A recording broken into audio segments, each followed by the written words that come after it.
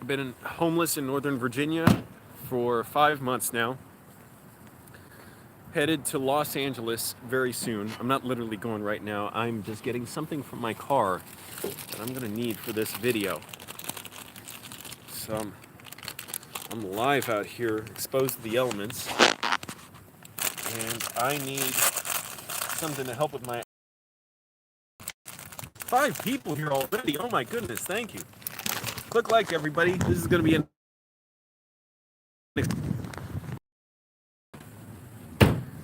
as you all know, I'm a filmmaker, visionary on YouTube, and I see that title helped, and screenwriter, trade just by doing it a lot, and I've had some, I think, good breaks in my story. You can never get too happy about that and rest on that, because you never know if you really got your story or not until, I mean, you can, really get a look at it from other people's perspective and hear it read and all that stuff. Here's what I need for this video. My allergies are bad. Alright, that's better. I should have taken a picture with this in the thumbnail, but because I'm working on my screenwriting a lot, I thought, why not some of my skills to use? You want to, I should have put donation somewhere in the title, but if you want me to help you write a screenplay, go ahead, tell me some of your ideas, and I'll help you fashion it into the premise of a screenplay and help you develop it and figure out what the turning points of the story need to be and what kind of research and background you need to do to write it and develop your screenwriting skills. So if you want to donate, then I'll give you even more help. Yeah, and there's a lot of pollen out. I was so glad it rained yesterday. Whenever it rains, I just want to stick my face up into the sky and let the rain come down on me. Look at those clouds. Wow, what an image. My hoodie flying up on me.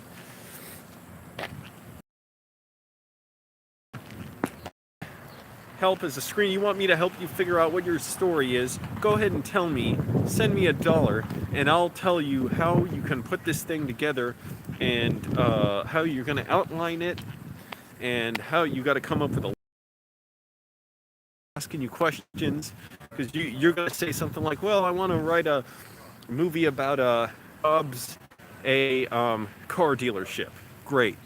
So we got to need what's their moral weakness, what's the ticking clock element, what are the raising stakes in the story, how are all the other characters reflecting the central idea of the story of whatever your idea is, whether it's a thriller, it's a comedy, whether it's like a fable about poverty and the rich and poor and class divisions. I feel a lot better breathing with this thing on. I really should have put this up in the thumbnail. I'll do it afterwards, maybe. I don't know. Who cares? I'll do it in the next video, because I already got you all here, my captive audience. So thanks for joining me.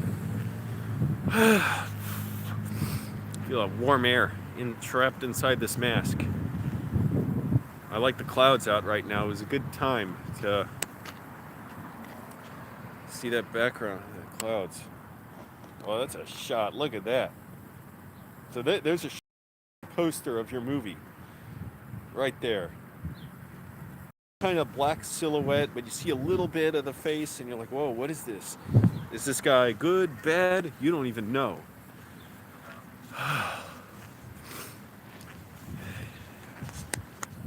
Gotta walk around with this thing on now. So the plans to go to Los Angeles are still coming together. Nothing really changed on that front. Well, actually, no, there is something that's changed. I've gotten a lot more ideas. And I'm looking forward to it even more now, because I'm like, why handcuff myself? I'm always convinced I have to, keep everything sterilized and sanitized and, not try to, go, achieve things that are too ambitious. But then I end up, making myself miserable and handcuffing myself and my progress, because I'm thinking, in the story I'm writing, the screenplay, I'm like, well, I got to just figure it out and crack the story and break the story with the elements I have. Then I was like, whoa, wait a minute, I should be doing more research, and why can't I incorporate these other ideas that are just laying, something flew in my head, that are just laying around these elements that story. So I thought, oh, I got to add them, and now my story's evolving and growing, and I think, I can't be sure, but I think as a result, before it was like this very one-dimensional story. Now it was like monochromatic, and now it's like got all this color and vibrancy waiting to be used. It could still, all the colors be mixed wrongly, but I got to blow my nose. But I still but I'm glad I'm like reaching out sort of outside my comfort area and figuring out new things. All right. Blow my nose. Ow, my shoulder. Man, I'll tell you about my shoulder now. I gotta see, do I still have fish oil pills? Nope. Taking them all. Oh, I do have a bunch. Yeah, I should take these if my joints are bothering me. And as a result, my right shoulder in particular, I got to ease up on it a little bit. I was stretching well, but I didn't stretch well after I finished. I just kind of rushed out of the gym. I wasn't thinking. Or I was thinking I got to get to something else. I forget.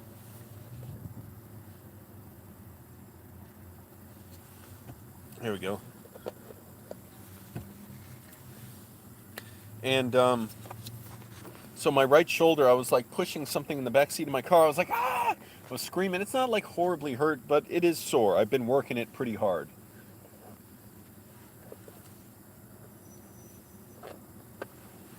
Yeah, that's better. So click like, everybody. Helps the video out. I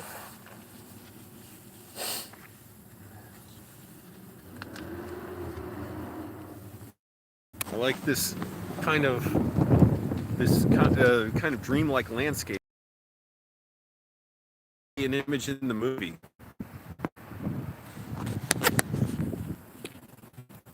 Video pros are at the back. I got to remember that. This character, I'll write it down in my hand.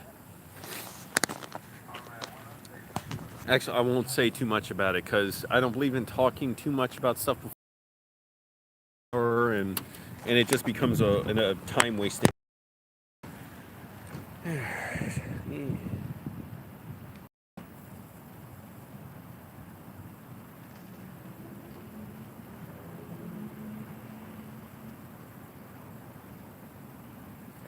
Hold on, I'm still writing.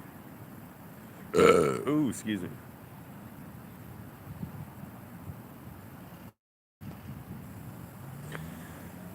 Masks are fun in movies, so this could be fun. Have a character wear this. Look at that sky behind me. I like that. I wish this could last longer. The sun's going down now. It's not going to be around all that long. I like the wind. It's eerie. It reminds me of the end of the Terminator. Whenever I see wind and cloud patterns like this. Went to a Filmmaker meetup today. That was cool. Met a bunch of people there. Got a bunch of cards. Gave out a bunch of cards. Maybe someone from there is watching right now. Wondering, where's Angelo's mom? Well, she's busy. Alright. Wow.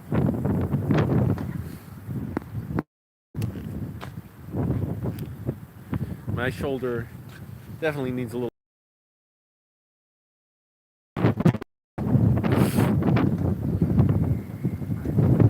Taking Claritin. I got enough for 70 days now, or a little under that. I took a few. It'll be fun to be up high on some tall building and live streaming. Maybe the cell phone connection is better there. I don't know.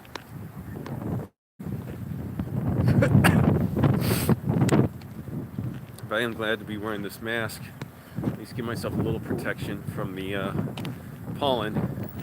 So, if people have stories they want written, send a donation and I'll give you your your little feedback. I'll give you some questions and pose some dilemmas for you to figure out in your story that you're going to have answered if you want to be a screenwriter. And if nothing else, hey, we can just see what it's like to write live, right while I'm talking, right while I'm shooting.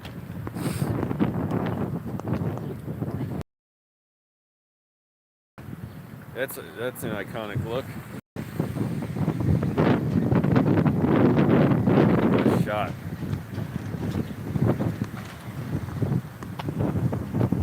Wow, this is pretty cool.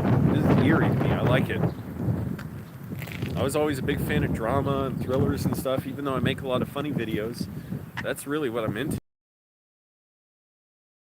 anymore. We have comedic action movies, we have action comedies, we have romantic comedies, we have thriller comedies, sci-fi comedies now, but we don't have just straight to write. It is very hard to write something funny. I don't really know how you do it. I'm lucky funny happens when I'm filming, but I don't know really how to write it. There's actually a book by Steve Kaplan I want to read about comedy writing.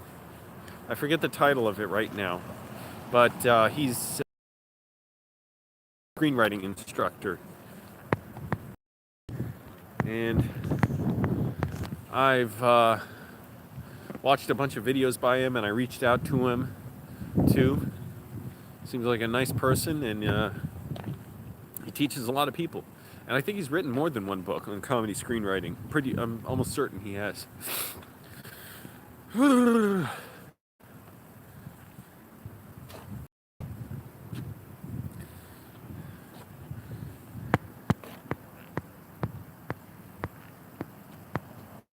kitten that lived out in the countryside by a river.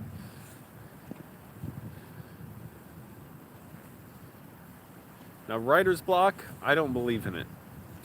Like, I know what you mean, it happens, but for me, every time I think I cannot write anything, I always write something. I figure out something to write, even if I'm just rewriting the outline. Later. But there's two things I keep in mind. One, as I'm writing stuff, it's like 1% of the time I'll write something and then stop and be like, oh, I realized something that could completely alter the story and make it better and more dynamic. Happens maybe only 1% of the time. That's it. Not often. So far it's happened like one time while writing the screenplay in the middle of writing. A lot more ideas come from being out, living life, talking to people, driving, exercising, walking around, hearing stuff, listening to people, in the research. That's where a lot of is from. Hey, Allie. No, well, I just got allergies, so I'm trying to protect myself from the pollen. Check out that sky behind me. Look at that.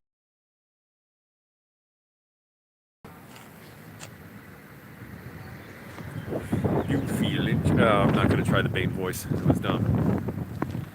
Wow. So, the other thing, what was I going to say? About writer's block. I was saying, once in a while writing something gives me ideas, but also, if nothing else, outline. I never write without an outline. I think that is the most, sure way to make writing a futile endeavor is to not have an outline before you write a screenplay. There's just too much. You can't know all that stuff ahead of time. You're going to get stuck 30 or 40 pages in the screenplay.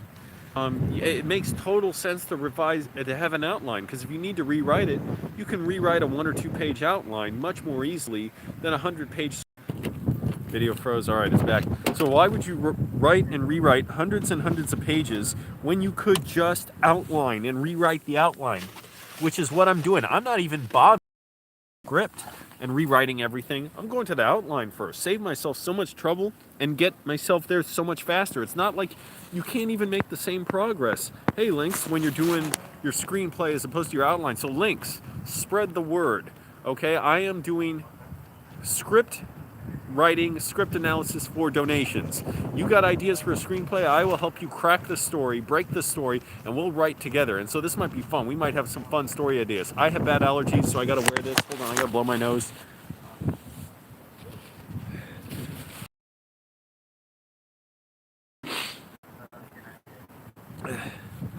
Click like, everybody. Helps the video out. I gotta really clear my nose out.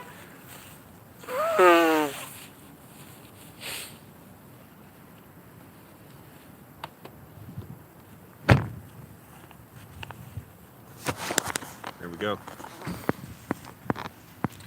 So click like, everybody. That helps me out. But yeah, go to your outline. If you have problems with your story, work on an outline. And there's lots of techniques for outlining. It depends what you're doing.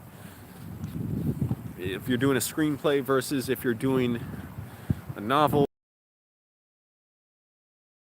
For me, I use John Truby's method. I break down how everything in the story is going to reflect back on one single idea, one unifying idea on everything, every character, every piece of scenery, every line of dialogue, everything. What the characters' motivations are, how they reflect this one idea back, this dilemma that the protagonist is going through. And I figure all that out and write possibilities. And here's the thing. I keep getting so many more ideas. I'm not even worried about the script yet. Oh, I remember the make. That at least makes me feel a little better about how much I'm outlining and endlessly outlining. For one, I'm a novice. I'm learning this. Son of a bitch. Something's hitting. Flower or whatever, I don't know. Seed pods. So for one, I'm new to this, so you don't figure it out right away. It takes time to be a screenwriter who can, get an assignment for a screenplay and write a screenplay in, say, 10 days, which I've heard of screenwriters doing, which just seems absurdly difficult. But when they're so experienced, they know how to do it, on time. And also, the thing is, for them, they may have other screenplays already that they can adapt, retrofit to the new assignment they got. And I've heard stories like that where a writer was told, we have this location for a certain time, we have the actors on hand, but we need a script for it.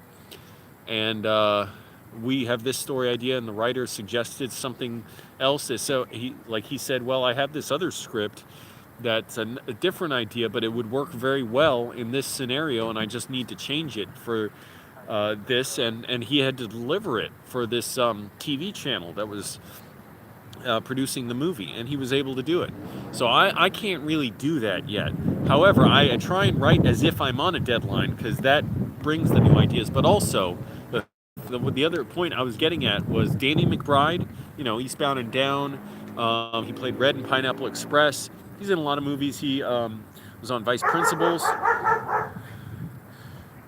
He said the writing was so important on Eastbound and Down, they literally would not shoot anything that they didn't have at least like 60 drafts of.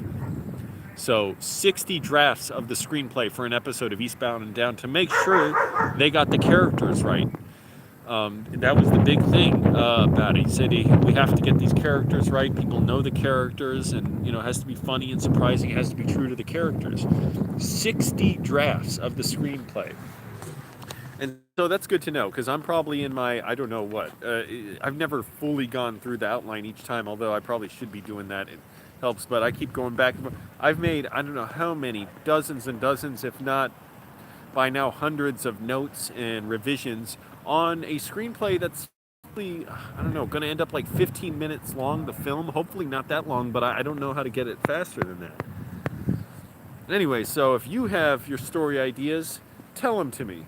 And I will help you craft a story around these ideas. If you say, I got a story about a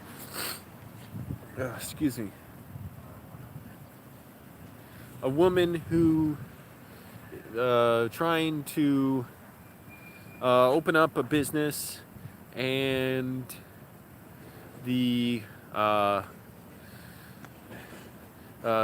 city commissioner or something, or the city zoning board is run by her, her vindictive brother, and she has to deal with the bureaucracy and corruption, and I'll help you crack that story. I figured, okay, what's the What's her psychological need? What's her moral weakness, if she has one? What's haunting her about this world? How they both want? How does every character want something that reflects back on this central idea? Who are the allies in the story? Who are the adversaries? Who are the false allies? Who are the false adversaries? Who are the gatekeepers in the story? When are the allies going to attack the protagonist's goal? What's their new goal after? What brings them out of it? What's the original story world, and what gets them to have this new goal? The story world as is, and then they get their goal to change, and then they think they're going to get it, then it seems like all is lost, and they've been defeated, and they have to give. Sorry, just the video froze. They have to give one final big push with all their strength to overcome the antagonist. And I will help you break down those elements so you figure out how to break your story. And I'll do it for donations. Dear goodness, 65% battery life, down to that already. Ugh. I'll get out my portable battery charger. One time, my allergies were so bad, I was working at Enterprise after work for 8 hours because I couldn't drive because my eyes were so inflamed. I couldn't keep them open to drive. And I wish I knew this. I should have just flushed out my eyes with water. So what I ended up waiting for, I waited for it to rain. It's not that I knew it was going to rain. When it rained, I just stood there and let the rain fall in my face, and I was able to drive home. Yes, Yvonne, that's right. It's really like breaking apart a puzzle in a way and knowing every separate element of it, how it's all going to work together. I gotta put my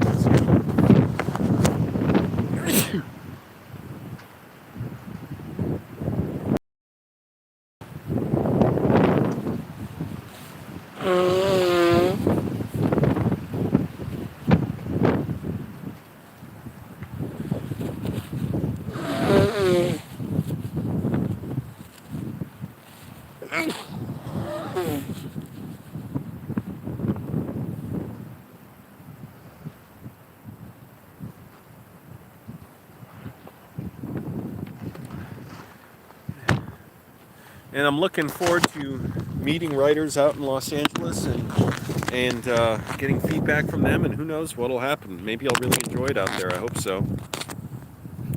There's on any given night, I read 50 to 60,000 homeless people there. That's really shameful on the part of the rich, the powerful, the people in the city who don't want homeless shelters, who don't want permanent, affordable housing.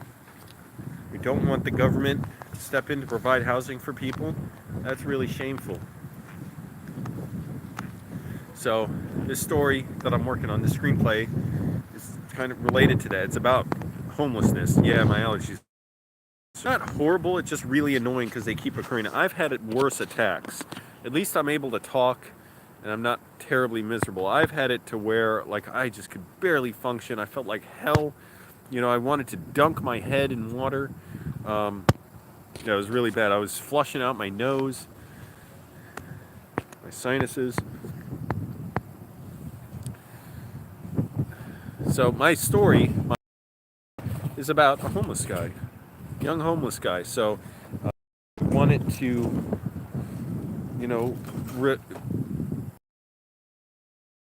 issues. So when people think about them, they think about the relevant. It's not a message movie. It's not telling people what to think.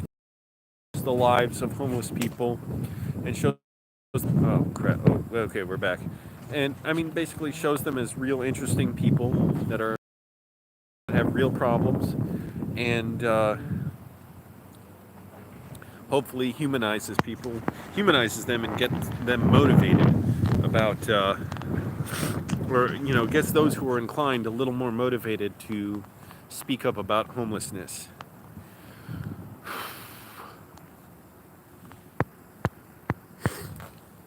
Yeah, allergies are bad.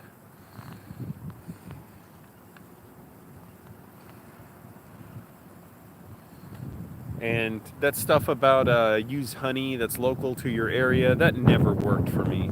Supposedly, if you you eat honey that's from like local beekeeper facilities, that bee colonies, that is because that's the type of pollen that you react. I've done that, man, and paid like $25 for a giant jar of honey, just desperately hoping for relief. Never got any relief from it. Totally useless. So you could forget about that. That didn't work one bit. Hello, everyone. Thanks for joining. I'm out here in this idyllic land. Look at that sky behind me. It's cloud formation. Not sure how much it's really helping, but it's helping.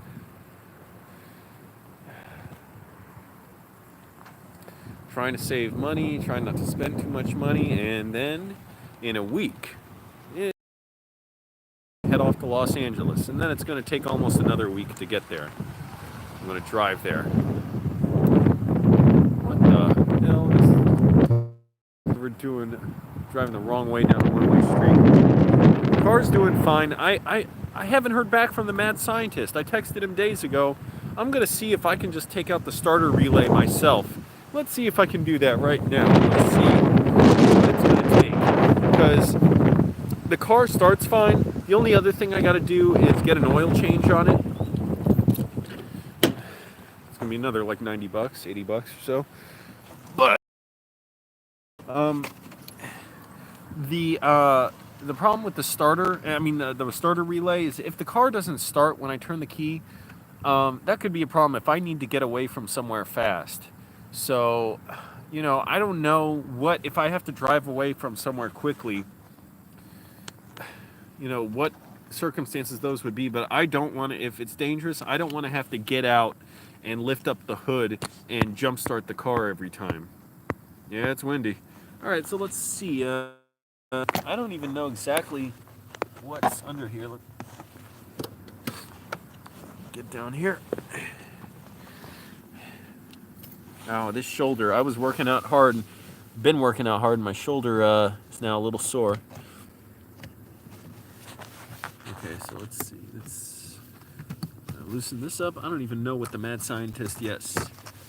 Okay, and the starter relay is one of these here, and great. I have no idea which one it is. Ow. I have the new one. If I know which one it is, I can just pull it out, put in the new one, and I've looked it up online, but I don't know how to. First of all, I've never. All right.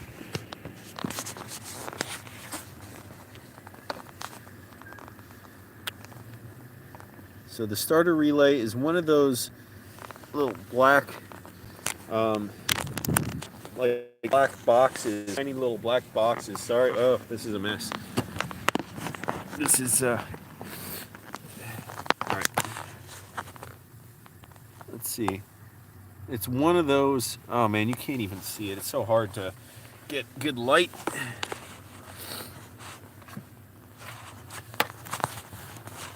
Okay. So it's way too bright. There, that's better. One of those little black boxes above the red switches or whatever those things are. But is it the one on the left or the right? I don't know.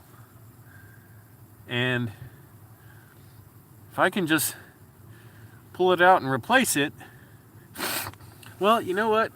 Is it worth a try to just pull it out and see for myself?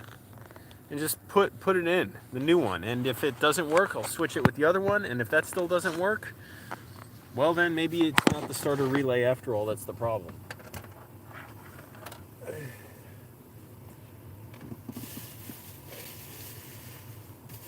right.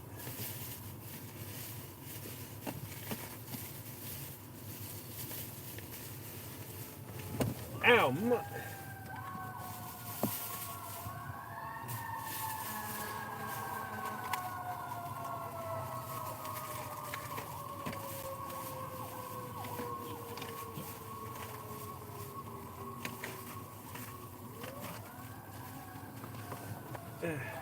Today at the gym was a little annoying. This one guy, he literally just not threw down, but just dropped the barbell onto the ground, so it slams on the ground each time. that's really disrespectful. I wanted to tell him that, but also it's like I don't want to risk getting in a fight or something. I mean, and I didn't want to stop my workout to go tell staff. So here's the starter relay that I bought. See? So that's what I'm going to try and put in. I'll try and open this package carefully because they said if this doesn't work, if I bring it back in the package that's not too damaged, it's crazy. They said it's a plastic bag, but they said it can't be too damaged or they can't refund it if it doesn't work. I'll get a pair of scissors. Thank goodness for Dollar Tree with the scissors. All right, I'll just cut off the top.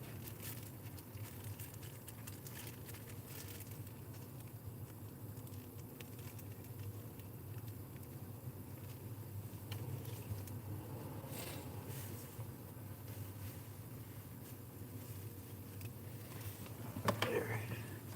How's everybody doing? Yeah, I'll just try. And actually, I may need some pliers from my trunk.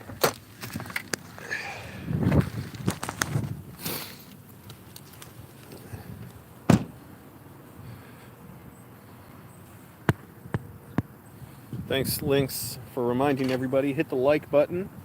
That helps me out. I slept really well last night. That's good. I slept with a blanket, not my sleeping bag, because it's getting warm.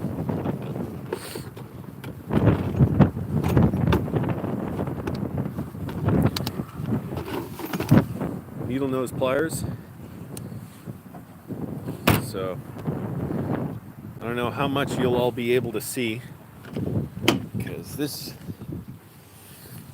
is going to get tricky. And let's see if I can even get my flashlight on this so you can all see it. You might not. All right.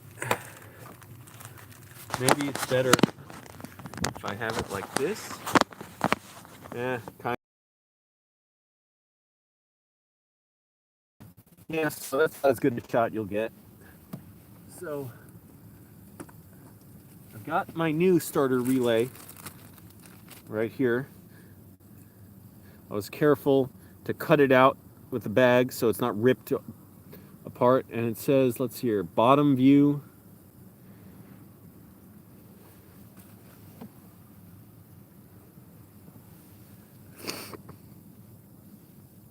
All right, I'll just try this. I don't know. Really? Let's see, is it one on the left? The one on the right.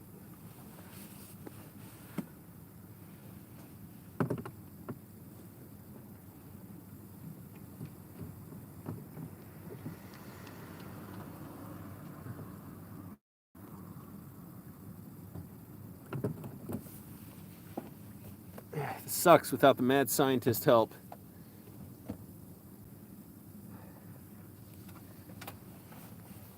I'm gonna have to get under here.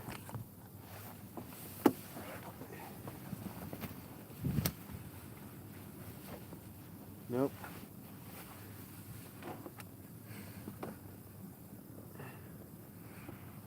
Oh, okay, I can't fit there.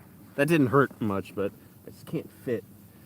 So, and with my bad shoulder, it's not that bad. No way to get this thing out of the way.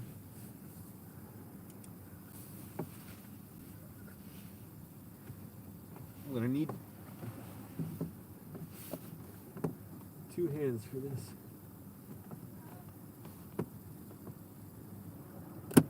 Oh, crap.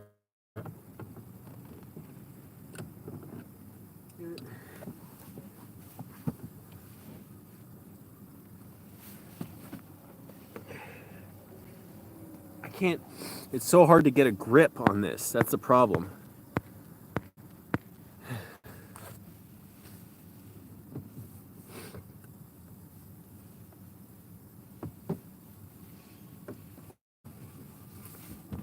Yeah, seat's all the way back.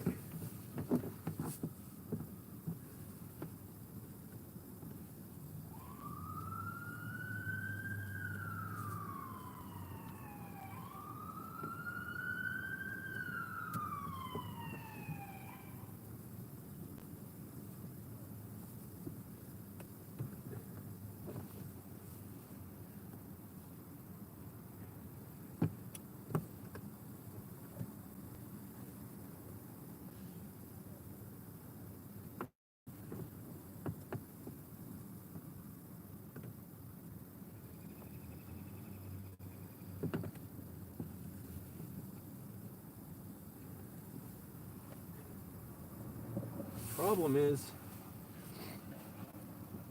these snaps. There's like snaps on the left and right side of this, and they're so I can't get them with my fingers. It's like too small an area.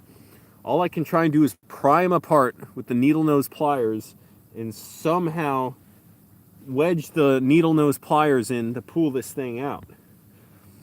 Oh, the mad scientist knows how to do this better than me. But he hasn't gotten back to me for a few days.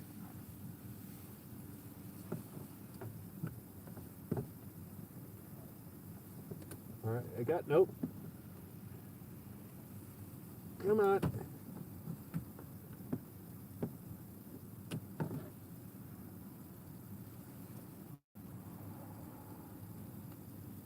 And on top of that, I'm not even sure if it's the relay on the left or the right. Oh, this is tedious.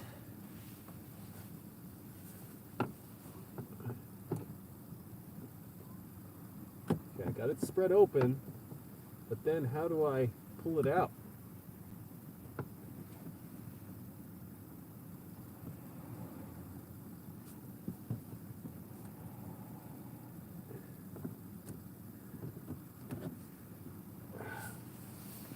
Hell, man, my arms are too long. Everything's too...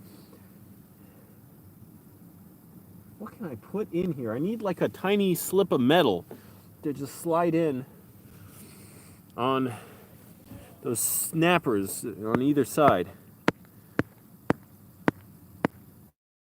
My car will make it fine. Hey, Ian, thanks for joining. Really? I have to remove this whole panel? Panel won't come off. How do I get it off? Oh, wait. Oh.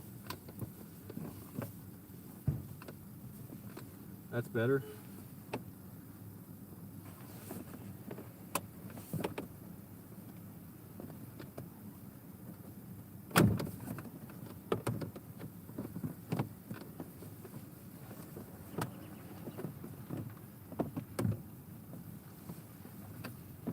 I don't know how to get this all the way off. It's better though.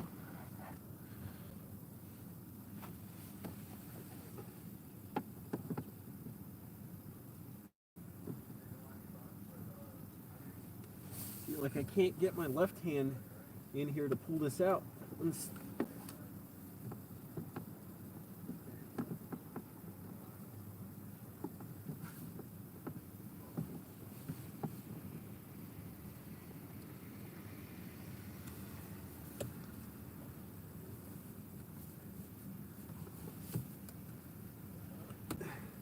Damn it. Guys, I just don't know how to pull this out. The pliers are really good for having one side pried apart. How do I do it? I do it with my finger on the other. And this will not come off. This is attached to the dashboard.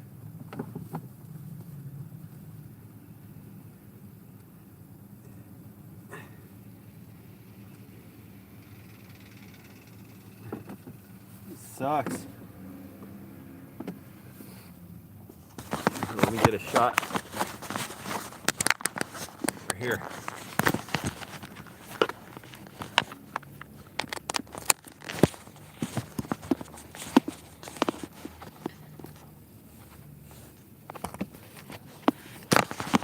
Ooh. Good enough.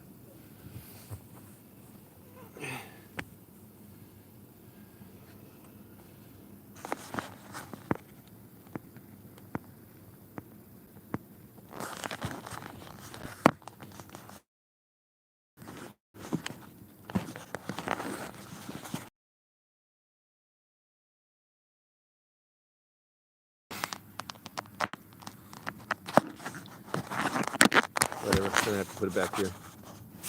Actually, I can put it on top of this.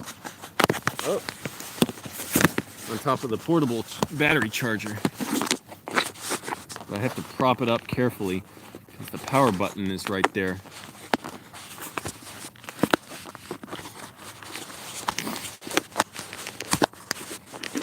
Sucks.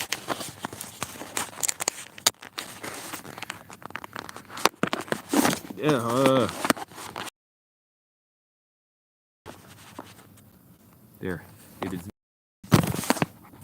Never mind. Yeah, I'll just put it back where it was. All right. I'll try this a little bit more, but then what can I do?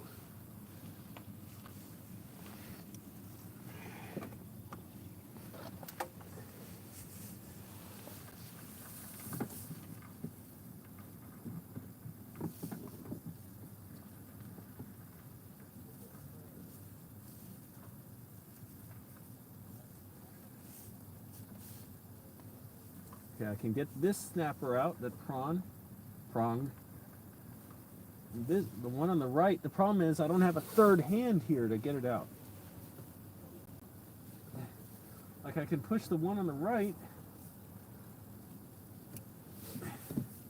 but then how do I get the thing out there?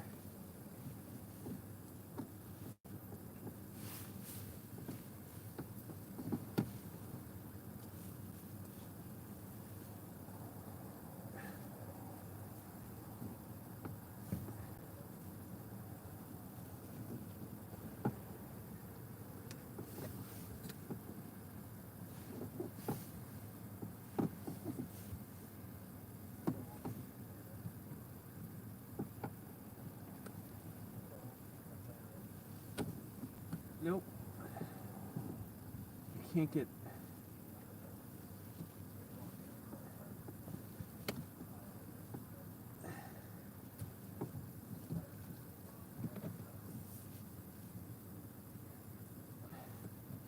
Forget it. Can't do it. Back to the screenwriting. Oh, I can't do this.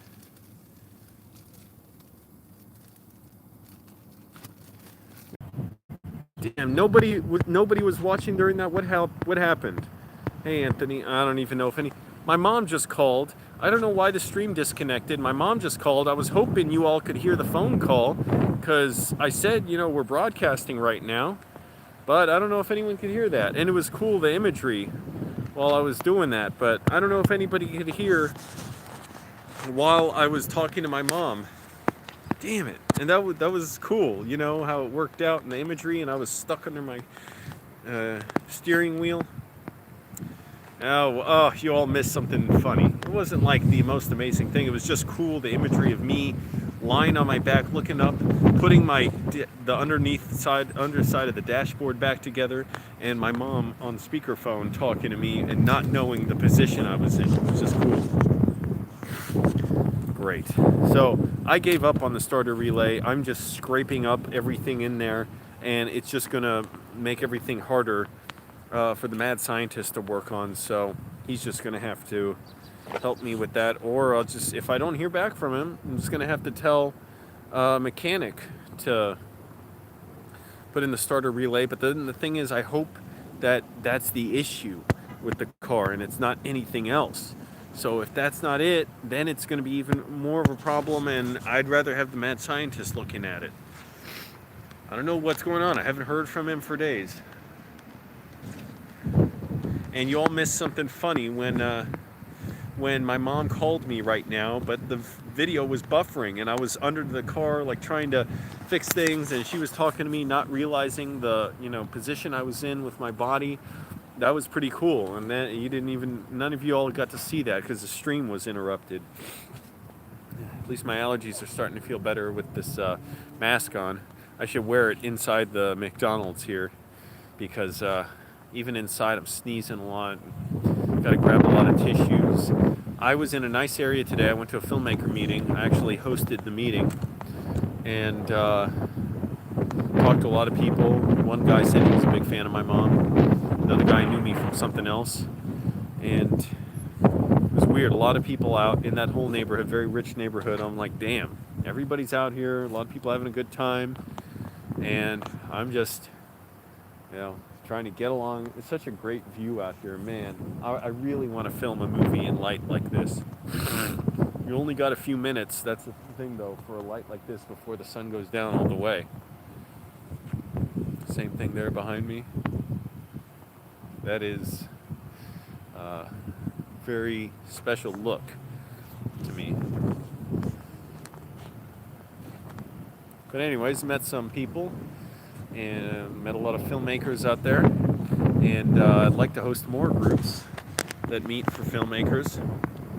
Yeah, I'm hoping the mad scientist gets back to me. My guess is his phone's broken. That's my guess, because his phone's broken before. Oh, excuse me. So, I don't know what the issue is. Maybe I'll go, try and find him, because I know where he is sometimes. But it's just... yeah, it was the same film group that was canceled the other week.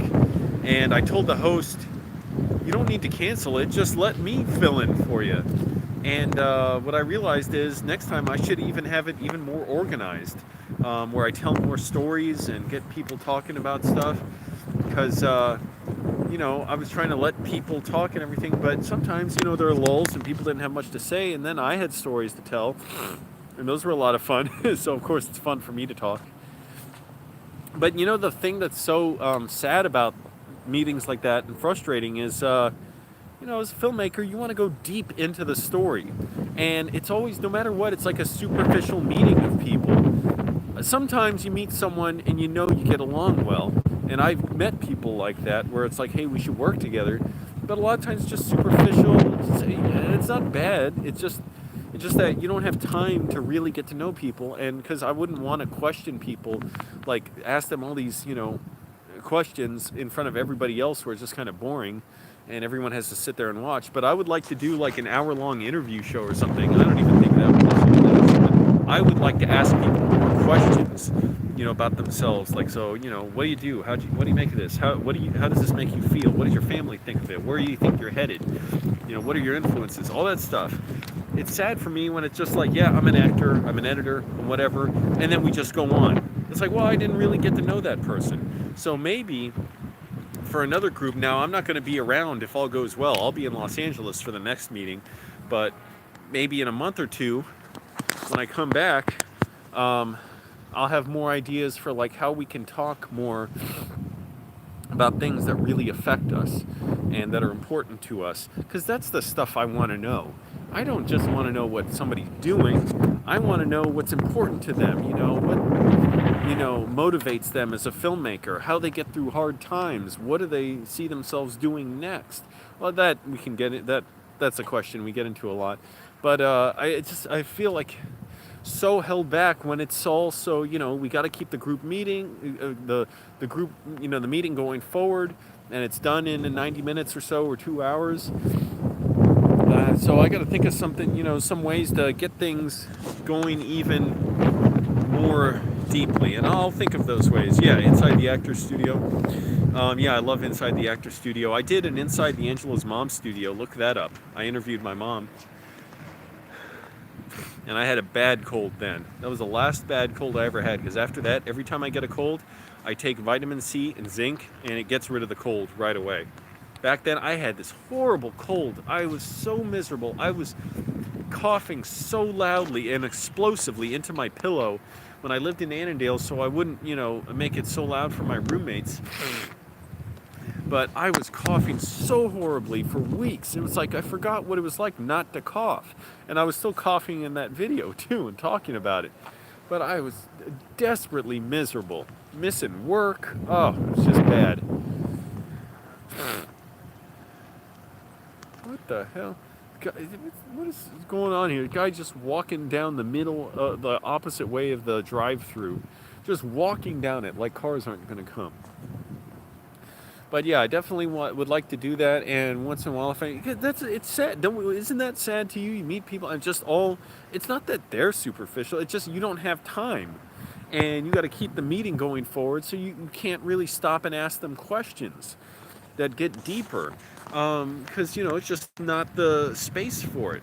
So, wouldn't it be better? I just don't like it. It's just first, like, why would I want to do that? If I'm a filmmaker, if I'm a director, I want to know more about a person so I know what they'd be good for, what kind of role they'd be good for. If they're an actor, knowing, who they are and trying to form characters or find characters based on that. Yeah, yeah, yeah. I should come up with questions, and actually something I had in mind, but I didn't have time to really do because I was so busy. Maybe like trivia questions and give out little prizes, and that's a good way to get discussion going. Because when there's a lull in discussion, fortunately, I had stories to tell. I told stories about YouTube. I handed out a lot of cards. Other people handed out cards, and I touched on things. We all understand as filmmakers, how we can be introverted and it's hard to meet people. And I'm like, well, here you have permission to promote yourself. So please give out cards to everybody. No one should be shy about that. Talk about what you do. Post your stuff on the page for the group that, where we organized. And I think that'll get more people when it's more structured. It gets people motivated to come back because a lot of people didn't show up who RSVP'd. So that's something I'm interested in doing if I host again, because there's another host of it, but he couldn't make it. So I'd be glad to host more often and have people motivated to come back and knowing they're gonna, hear interesting stories. They're encouraged to make their own stories that are interesting, have their own experiences and share them. Because I told people I can rant like a maniac, but you may not want me to. And like, fortunately, I think they were okay with it, and they were asking me questions about that stuff. But uh, if I have something structured where people feel free, like to open up and ask each other questions and talk, even more than today. Today I was just winging it, but I had, certain principles in mind that I know are good for meetings. I know what a good meeting can look like. I know what a bad meeting can look like, where it's just formless and shapeless and,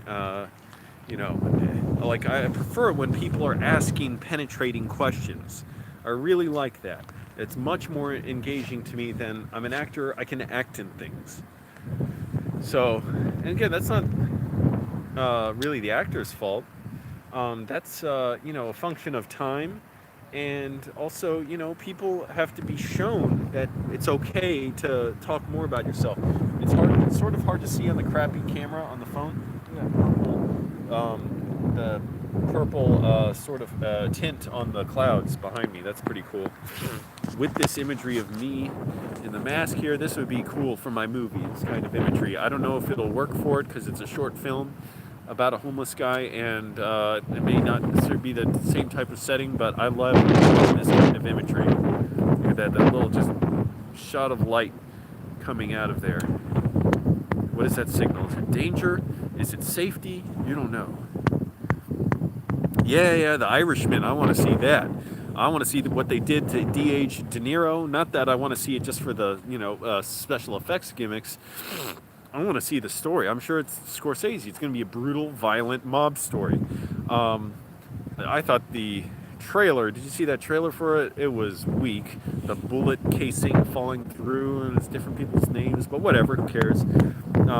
Really, I don't like giving my opinion on that stuff because I know the filmmakers don't have a lot of input on that. So, excuse me. Yeah, definitely. I want to see that. I want to see it in theaters, too. It's too bad Scorsese has a tough time making movies.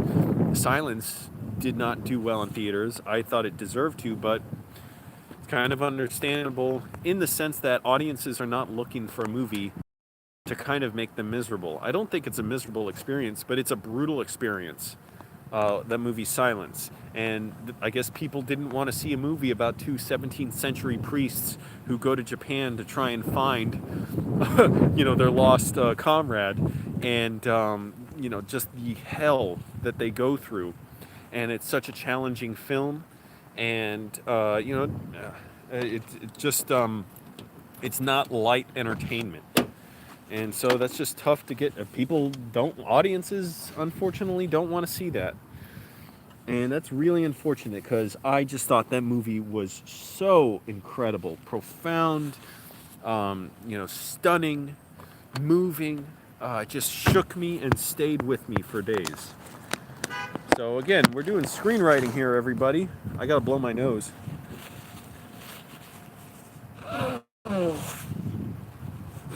So 9 people here. Thanks for joining.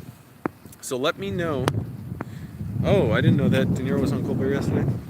So let me know if you have a story you want to write. Tell me your ideas, the basic elements, and I'll ask questions, and we'll go back and forth, and I'll help you break your story and figure out at least like what a log line could be. Log line meaning a 1-sentence description of your movie that everything else in your movie has to come from. It's not a synopsis. Synopsis doesn't have to explain what the conflict is, and it can be used, on like a movie summary in a website or something. Logline is what writers use to describe their central idea of their movie, and everything when you write your script should come from that logline. If it doesn't reflect back on that logline, it should go out. So for instance, Inception, very simple movie. A man who's haunted by the death of his wife, or a man wanted for the murder of his wife,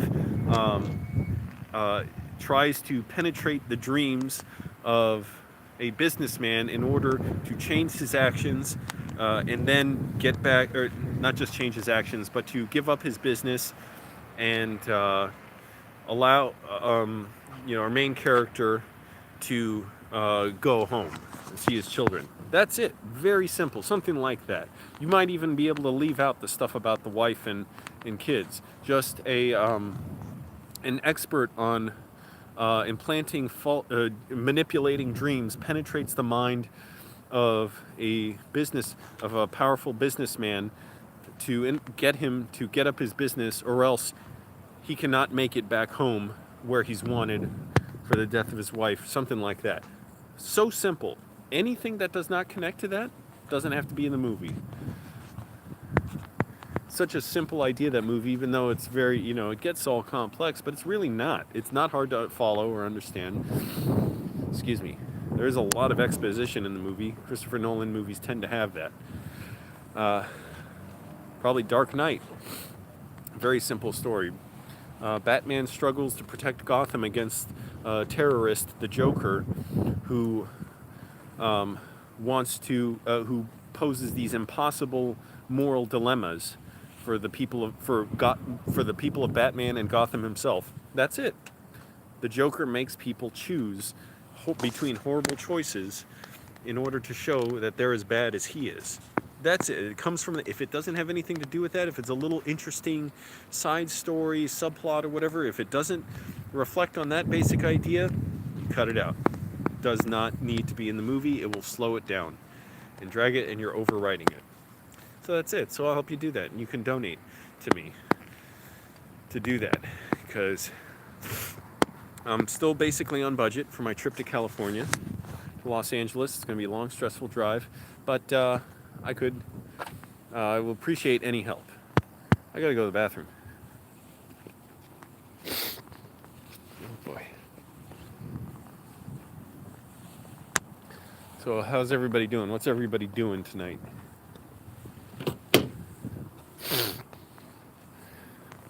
Felt a little lonely being out in this rich neighborhood today, seeing all the people out, spending their money, sitting on the outdoor patios and restaurants.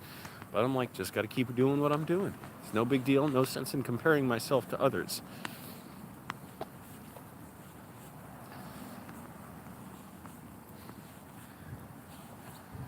Yeah. I'm going to have to turn off my phone when I go inside and go to the bathroom. Everyone stay where you are. Stay put. Don't close out that screen. It's only going to take me literally. All right. Yeah, my mom knows I'm going to Los Angeles. I actually when I had her on the phone when the stream was buffering, I asked her to tell the audience about that, but she didn't. You all didn't get to hear that. Yeah, she just, she's warming up to the idea. She really didn't want me to at first. She's getting used to the fact that I'm determined to go, and she just wants me to be safe, and she says I should take a bus or something and stay on someone's couch. So that's something I gotta do, is I should try and see if I can stay on someone's couch, just that I should make a video asking for that, but maybe I'll meet someone there who can do that, because when I was, at least here around here, I didn't have much luck with that. I did have some offers, but I gotta drink this. It was all just kind of inconvenient, I realized, because now I want to stay in a specific area, and for Los Angeles it's going to be similar. There's specific areas I'm going to be to work with certain people there. Thanks for coming back, everybody. Click the like button, that helps me out. Now, I'm having fun here. Hope you're all having fun. 8:28. Not everybody. A lot of people are out going to bars, restaurants, having fun. Technically, this is a restaurant, McDonald's, but I'm just here filming in the parking lot, and then I'm going to go back inside and continue writing. And really, I wanted to be writing a lot more today. I did some writing, but I also wanted to get a video in. I don't want to abandon my viewers. Ew.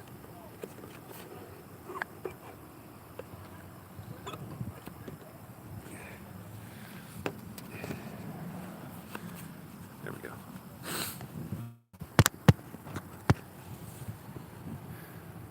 So thank you all for joining me. And again, if you want me to help you craft a story, go ahead, I'll show you how it's done. I'll give you the benefit of all the screenplay studying I've been doing and writing, and my story is coming along.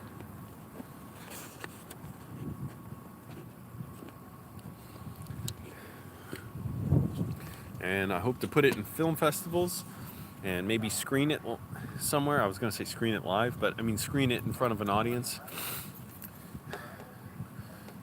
Which I'm not really sure how I would do that if it's a short film, because it would have to be in a collection of other shorts, and then put it on YouTube and you all can see it. Maybe some of you will see it in theaters, though, at festivals. I'll tell you when it's happening.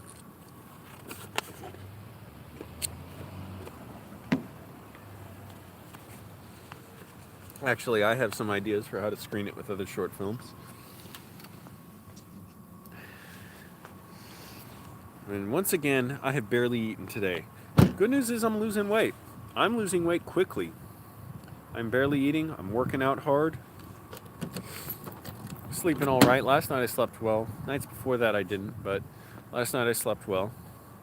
I think, again, I had the sunroof open, so I was lucky that, because it was kind of warm. Tonight it's kind of cool. I might use a sleeping bag, but it was kind of warm, so I was just lucky the rain stopped, so I could keep the sunroof open.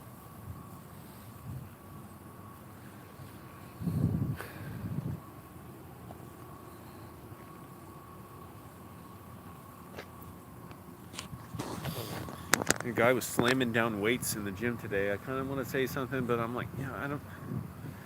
It's also a chance for him to escalate it, make it way worse, and it's like kind of almost not worth it. But it's so disrespectful and selfish. Really, I should have just stopped and told staff, because the staff are cool.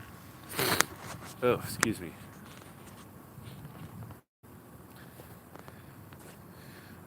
I won't say exactly. This guy was doing something dirty in the bathroom stall once in the toilet next to me. I was like, hey, shut up. But he didn't hear me or something. And so I got the staff. I said, this guy's talking some dirty stuff in there. Like he's watching some X-rated material. And we went back there. He was going to ban the guy from coming back to the gym, because he was saying some really dirty stuff. And I was right next to him in the next toilet over. But in that minute and a half, the guy had left the stall, so we had no idea who it was. Could have walked right past us, but he was cool about that. Ever since then, he's real nice to me, the guy who works there. So I know if somebody's dropping weights or something, he'll say something to him. I just didn't want to interrupt my workout and go over to him. Yeah, Fabio, I'll try and film as much as I can. It's just, I don't want to film while I'm driving. I'm going to, need to have my phone charged at all times, and excuse me, I may film. What I may do is just film while when I'm stopped and pulled over, and try and edit or something, or just film a quick video and upload it from my phone. But yeah, definitely I'm going to try to. I don't want to stop, because it'd be cool just to say where I am, like hello from wherever, make it some goofy little weird video with my allergy mask on. Already I feel like I'm in a foreign place. This place is so different. right now. And so many people are out having fun with their friends, with their partners, with their, whatever. I guess that covers it. Friends, boyfriends, girlfriends, husbands, wives, families. But what can I do? I'm broke, and I don't really enjoy that stuff. I got to be working. I was saying earlier how frustrating it is in these groups. The Filmmaker meetup I went to today, I hosted it, that they don't really, there's not really time to get to know people well. And that's always so sad to me and frustrating, like to meet people and you just don't get to talk in depth. And sometimes, a lot of times just not willing to, don't want to. And that's fine, by the way. But it's just where I am now. I'm in a different place where I want to ask deeper questions. And I wish I could just, almost like follow up and sit down with them for like an hour-long interview and find out more about people and get them willing to, talk more deeply about things. But not everyone has stuff like that to say. So, it's just frustrating, but it's like, well, what's the point of this thing that we're doing? We're filmmakers. We want to show the stuff that everybody looks away from. Like we celebrate stories that, or, things, events, behaviors and stories that people, think are not acceptable for daily life. Not like hurting people necessarily, but I mean, like, bigger, better than life things. And to be in a group where it's just like, I don't know, I got to think of something to make the groups more provocative and interesting and get deeper moments out of them. That's what I'm thinking. So, asking specific questions, telling stories, all that stuff helps. And I did get to tell some stories. That was fun, but I didn't go too deep because I was like, I told them I rant a lot, but I'm not trying to rant, to where it's not welcome. Sometimes, people are willing to hear that stuff, though. It just depends what their vibe is, if you just tuned into the same thing. But I just wasn't quite getting that feeling, and it wasn't anyone's fault. It just, we didn't really have the time. It's all new people I was meeting. Almost all. I actually knew someone. But it was just also the setting, too. I much prefer it being more one-on-one and getting to know people. That's a problem for me. I don't like being in groups and overhearing what people are saying and people overhearing what I'm saying. Excuse me.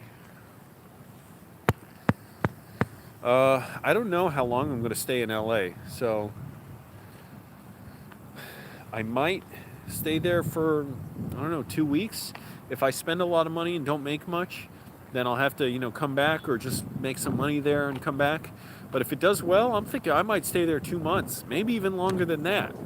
Because think about it, if it's going really well, if I'm getting tons of new subscribers, making lots of new exciting videos, if, I'm meeting people who are fans of mine and meeting like other filmmakers who are fans of mine, if I'm fans of theirs, because I know several people out there who can introduce me to more people.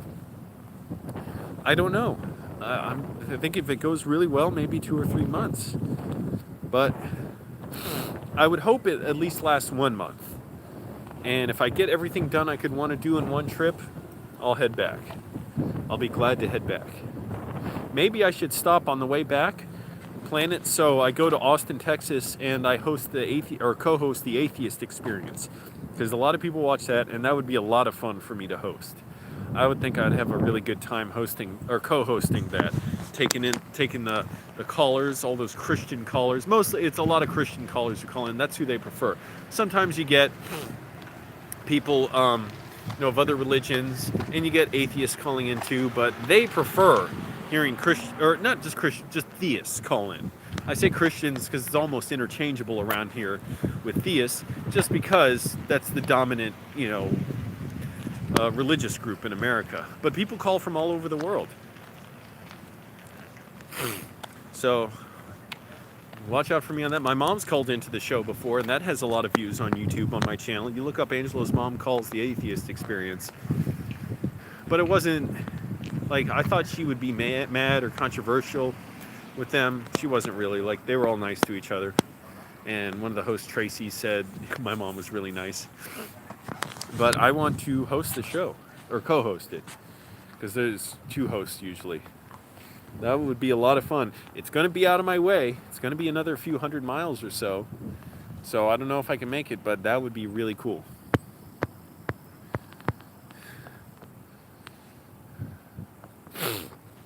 Yeah, the starter relay. What the hell am I going to do about it? I got to make sure this car starts all right. And the thing about going to a mechanic, other than they're going to charge me more to put in the new relay, is if it doesn't work, I don't want them charging me anymore, looking at anything else.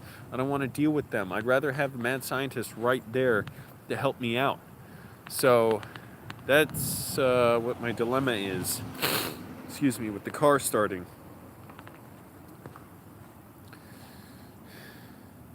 I just don't want to deal with a mechanic for that. I got to get the oil changed. I'll do that with the mechanic because that's just a lot of work. Excuse me. And other than that, I think my car's good to go. It hasn't overheated yet after I put in all that extra coolant and I burped the radiator. So I got a lot of air out of the radiator. And I got a new canister of coolant. I'll have a lot of food with me on the trip. I hope to barely eat out anywhere. And, excuse me. And then just drive about 500 miles a day. Get there in 5 days and get off to a running start. Just start right away working. Hopefully. We'll see if I'm stuck one day. If, like, things just don't work out with the schedule. I'm talking to people there, trying to figure out what the schedule's going to be. It's still a little far out, so I'm not trying to plan too much. I want to wait till maybe later this week to talk to people and try and figure out exactly what we want to plan. Because right now it's like, well, what's the point? We're not planning a feature film, it's just videos, so a lot can change day to day. I know that from doing YouTube, and so do the people I'll be there trying to work with. Oh, excuse me. Again, click the like button, everybody. It helps me out. Been going an hour and 20 minutes now. Battery's doing good. I got my portable battery plugged into my phone. That's got plenty of a lot of charge on it.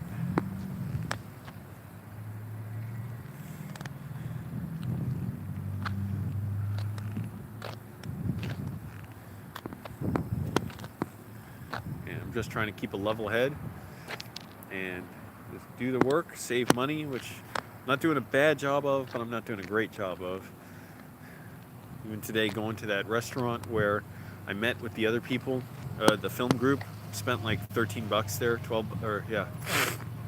about $13 on a simple drink and meal.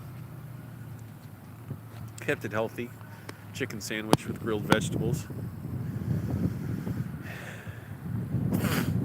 Still, that's money every day spending. Fortunately, like I said, I expect to be all right. I think gas there is only going to be about $200. Well, let's say $220. The age ranged. It ran the range. It was probably seemed like some people there who might have been 20, 21, and then there were people who were probably well into their 60s, maybe 50s or 60s. People who have, had long careers, done stuff related to film, or worked directly in it. I gotta sit there. As much as the mask helps too, it would be nice to get out the pollen. That's better. Sort of. At least I'm just comfortable sitting and then walking around. Burning a lot of calories lately.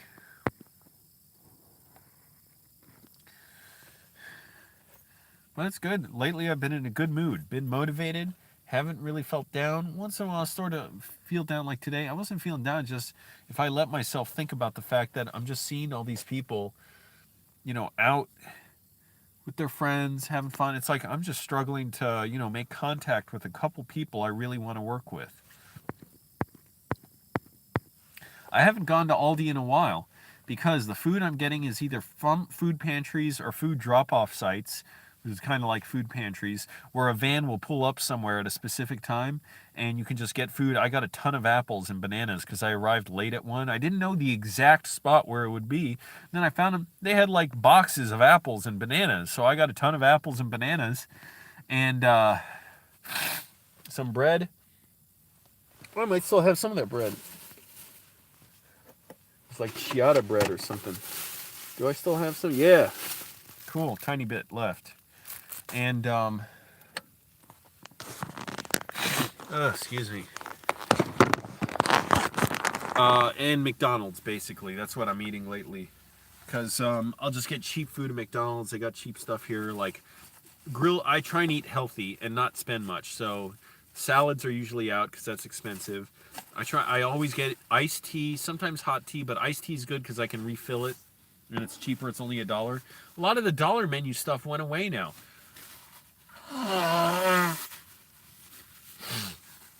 That's better. So a lot of the prices went up, but grilled chicken wraps, and I always hold the cheese and hold the sauce. So that's like another 100 calories that are taken off it. So it's just the chicken, lettuce, and the wrap. It's fine. It's not super tasty. It's not as like fun to eat as other, but it's only like $1.30 or something. That and the iced tea, pretty much all I get. Sometimes I'll get the oatmeal, but Harris Teeter has these instant overnight oatmeal cups. Not instant overnight, overnight. And I found ones that were no sugar, just chia seeds and oatmeal. You get like 4 for $5. That's really great. So now you guys are getting all the good stuff, the good info. It's great. I can have a little healthy oatmeal now. I really, really crave it and need it. So it really doesn't take overnight. Like I put some in and 20 minutes later just ate it. But I'll put water in before I go to sleep, leave it in my car, and when I wake up, eat it. It's just a tiny little cup of oatmeal, like that much, but it's cheaper than McDonald's, much less sugar. McDonald's puts brown sugar in theirs. So I'm glad to have a meal with no sugar because I'm thinking about my long-term health. Sugar's terrible for you. Your body doesn't need it. So I have that in the morning, and I'm getting food from food pantries and McDonald's, basically. That's it. Once in a while, like I went to Aldi last time I got there, and I got a bunch of sardines. They got like sardines for like 88 cents or something. But now, like I'm just getting whatever, like I said, just going to food pantry, food drop-offs, and McDonald's. Dollar menu. So all the food should cost $1. Yeah, that's it. So I am saving a lot of money. I'm not spending much. Some days I spend maybe $4 or $5. That's it. Today I spent more, unfortunately. The other bad thing is when I come out of the gym, sometimes I work out really hard. I barely ate breakfast. I barely ate the night before. So I'll spend like $7 or $8 on food. So that's not good. And just getting chicken wraps, a McChicken, a side salad. I really kind of pigged out the other day with that. But it was everything with lettuce in it. The only kind of really fattening thing was the McChicken because it's really tasty, but it has like that mayonnaise cream on it or whatever. And it's like $1.50. It used to be $1. McDonald's has to pay their workers better. I am so ashamed of how I hate it. It's all these a lot of, not all, there's younger people who work there too. A lot of older women, a lot of Hispanic immigrants. And why are they paid so poorly? McDonald's does not pay well. Their CEO in like 2017 got like a $15 million compensation package. And only in 2016 did they raise the wages of 90,000 workers. Guess how much, what they raised it over. Raised their wages to over $10 an hour. You know what I read the average pay, by the way, for McDonald's employees? $7,000 a year. So they're not even putting these people on full time. And they're not paying them a living wage. In this area, it is especially egregious. So you know what I see in McDonald's? I see women working here with their kids hanging out their whole shift. It is so sad, and they make the most of it. Why in the hell is McDonald's not paying them a good wage? They would be like the heroes of this community and of any community they employ people in. People would love them. They'd be tripping over themselves to work at McDonald's. Instead, they're greedy. They do not want to pay them good wages. Why in the hell should someone who works here not be able to afford their own place and not be able to afford to have a babysitter for their kid or daycare? It is so shameful. And they always got ads that they're hiring. Oh, they're always hiring. Even you go to the self-serve kiosk now, which is nice. And several times when the person comes over to serve me their food, I'll give them $1. I say, hey, do you take tips? Give them a little money. So I feel so bad. But I wish there's such nice people, such good people, always trying to be friendly. But it's such a unfulfilling job. Stressful, unfulfilling. I'm glad for whatever little things they get, that make their day easier. Why in the hell aren't they paid? How does the CEO sleep at night? Yep, absolutely. Absolutely, I see it. I will go in there, come back hours later, the same kid's still there, and the kid's mom will come out and bring the kid some food or something. And, hey, good for these kids for being resilient and just making the most of it and trying to relax and have fun. Hey, they get to hang out at McDonald's. It might not be the worst thing to them. Maybe when I was a kid, I might have enjoyed that, but it's besides the point. Because they should not be paying people that little. It's horrible to see the nicest people given the worst treatment. Because the people who work here are nice. They work hard. Not just this. A lot of McDonald's. You see the drive-thru. Always busy. I had no idea how many people use the drive-thru. I'm just like allergic to the drive-thru. I do not ever want to use it. But of course, McDonald's is like my office now. Sometimes I'll go to cafes, but my ears hurt so damn much when I even have the headphones set to the barely audible volume, even with my earplugs in. So I got to have the speakers going. And the only way to do that is to go in a place where there's some noise, some music, but not too much. Some McDonald's, they're just way too noisy. I cannot edit there. It's distracting. The music's too loud. TVs are going. And the kitchen noises are the worst. They beep, beep, beep. When food's ready, I cannot concentrate. So, there's, you got to pick out the right place. Some cafes, again, excuse me. A lot of people there anyways. Don't have a lot of space. Uncomfortable. More expensive. And I don't want to be playing my videos or watching videos with my speakers on and making other people, hear too much what I'm at McDonald's. Like, nobody cares. Like, I'm paranoid about people being bothered by me. But then when other people play music or something, I don't mind at all. Or they play videos, I'm like, oh, that's totally cool. I don't care.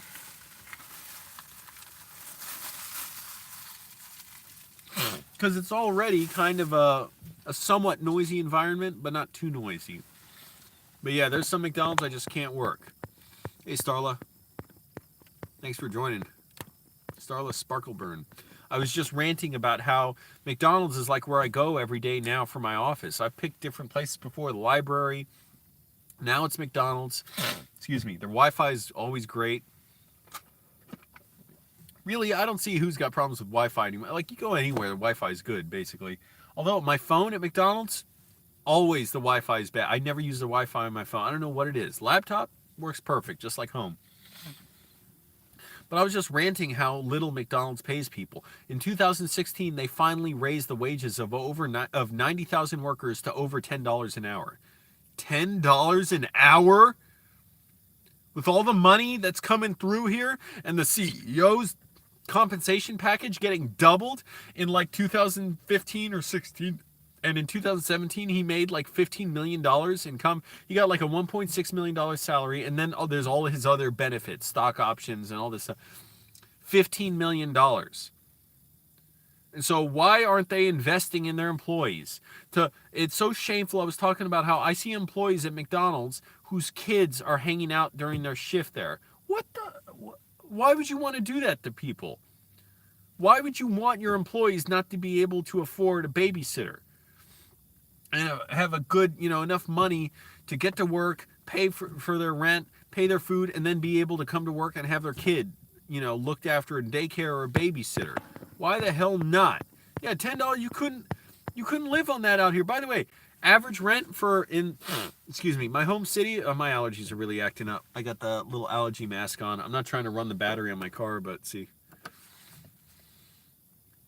The average rent for a one-bedroom apartment in Arlington, my home city, has gone up from $1,678 a month to like $1,900 some dollars a month. So you have to make probably at least what, $5,000 a month just to wherever you're living to be able to afford to move into a place that costs $1,900 a month. And even then, that's going to be tough to save that money, because if you're making $5,000 a month, which no one at McDonald's is making, the average, I read somewhere, the average yearly income for a McDonald's employee is $7,000, because a lot of them they just won't put on full time, and they barely pay them. How shameful is that? Even $13, $15 an hour, it's not enough to live around here. So McDonald's, is getting money from this area for having the benefits of being in this rich area, but they don't want to pay people well. It's just so shameful. I hate it. And it's the nicest people who work here. Nicest people. They remind me of my mom in many ways. Just, not, a lot of them older lady. There's some younger people who work here too. A lot of them older. A lot of them immigrants. Not all. And like, that's what you do. Do you ever want their lives to improve? Like, do you ever want them to have, be empowered to have a life anything close to the people who run McDonald's get to live? How could you want them to live like that? To have make them have to have their kids hang out at McDonald's with them? Excuse me. Well, and the thing is, for me, McDonald's now, it's like my office. It's a really good place for me to work. Can get free refills on my drinks. Won't be bothered. All that kind of stuff. They're open late, open early. Anyway, so just ranting about that. Shameful, makes me angry. I'd be so glad with a minimum wage that's a good paying wage that businesses have to pay. Excuse me. My shoulder. I've been working out so hard now. My shoulder's all sore. It's not horrible. It's just sore. And when I'm moving it a certain way, it hurts. Let me get some peanut butter. Look at this huge thing. Got that from the food pantry. Sorry, I know I don't like doing that, but my nose is not to the point where I really need to blow it, and so it's just really annoying. Like, I don't want to blow it and just hurt it, but I also don't want to, I can't not sniff. Eat some food. I'm barely eating food, but that's good. I'm losing weight. I'm happy about that. I was gaining weight.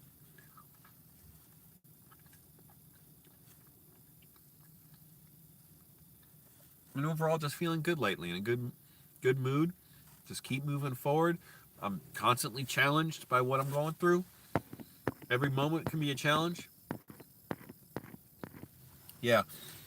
I can't get a lot of food from the food pantry. The problem is I don't have a refrigerator or freezer, and I can't cook food. So basically, all I can get is like peanut butter, canned fish, bread, and vegetables, and fruit.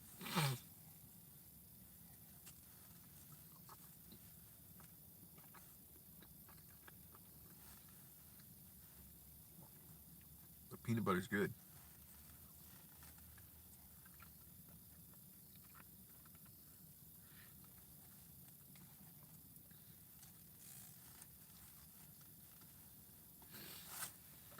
How y'all doing? Thanks, Lynx. Lynx says it shows I lost weight. Cool.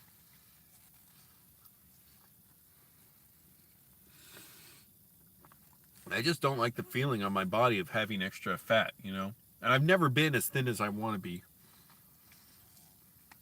But getting there. I got to think of food as fuel.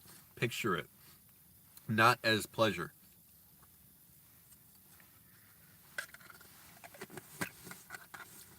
It's good. I'll eat some more. I got a bunch of apples in my trunk. I think it'll make for my third apple today. Hey, I'm getting into this. I'm having fun with you all. I mean, I was enjoying it before, but I don't know. It's just my mind is elsewhere, kind of.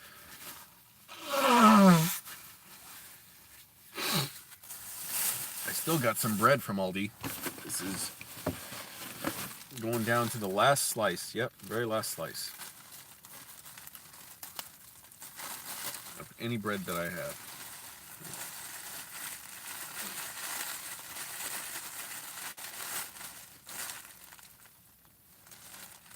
Alright, that goes off. I don't want to waste the battery. Yeah, I'm just being active. My workouts are really productive. So, that's good. Glad for that.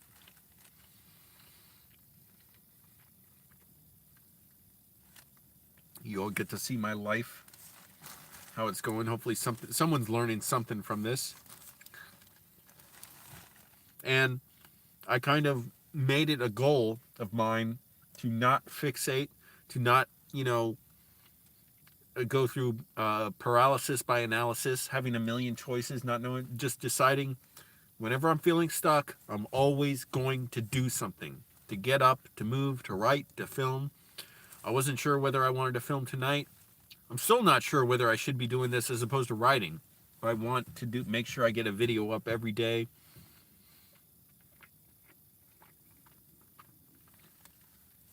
Click the like button, helps me out. If you want to donate, send $1. Appreciate it.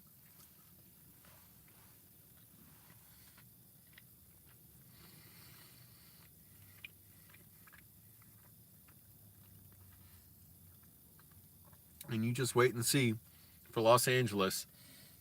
I'm not even trying to plan too closely yet what I'm doing, because I know things can change so much for the people I'm working with.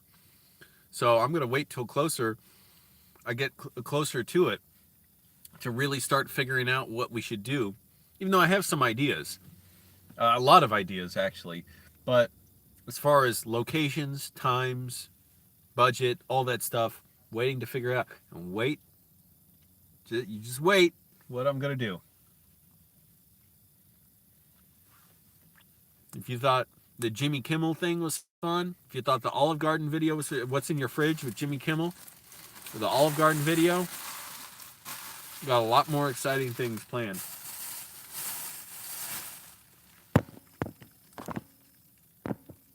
Battery's doing well with the portable battery charger.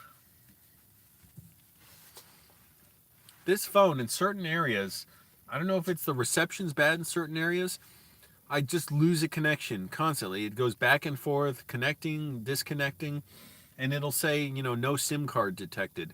And it's always the same spots. I guess that's what it must be, right? Because where I am now always works fine.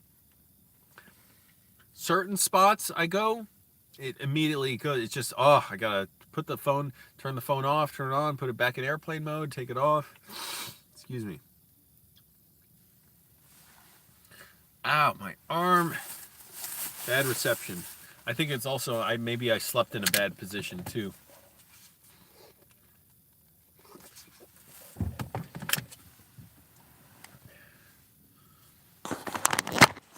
That hurts a little bit. There we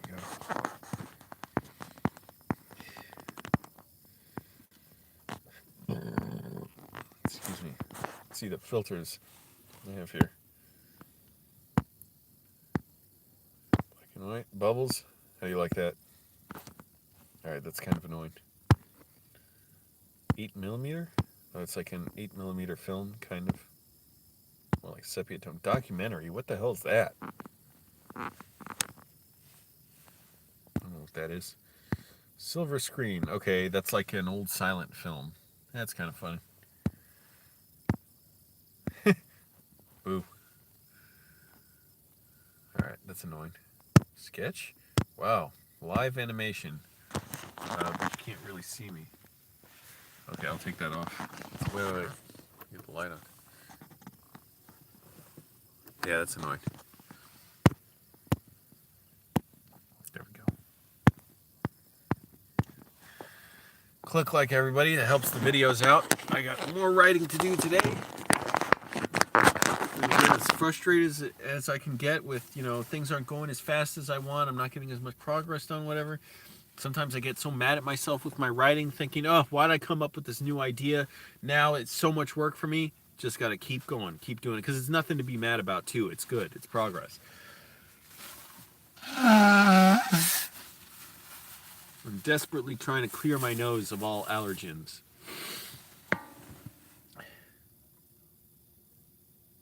Hey, you know, with this portable battery charger, I bet I could film myself sleeping in the car. The problem is you wouldn't see anything because it's so dark when I block out all the windows.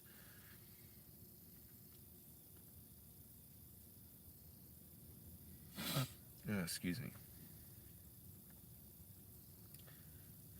But I think maybe I could film, go live for that many hours, however long, 8 hours or so. That'd be cool.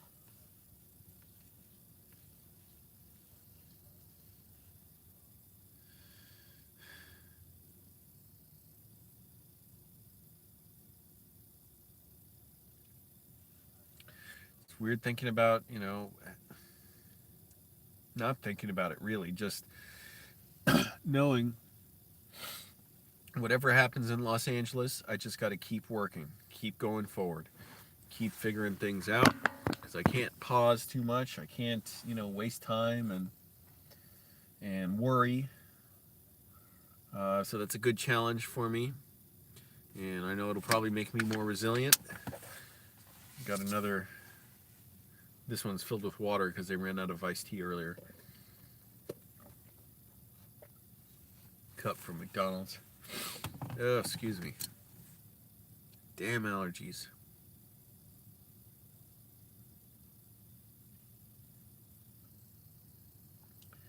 But, in a way, I wouldn't have it any other way. All the struggle and all the, failures, it's exactly where I need, it's in exactly the direction I need to go, I think.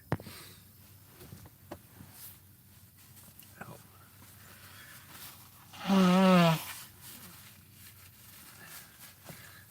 really got to figure out, what I'm going to do with the starter relay, whether I'm going to hear back from the mad scientist soon or not. Because if not, I got to somehow get this thing in there. I don't know how to do it myself. It's so hard. And make sure the car starts properly. Yeah, that's true. Struggles, it just make you more resilient. So I wouldn't have it any other way. I just don't think, I do not belong in a home right now. At this time, I just cannot be in a home. Just doesn't work for me.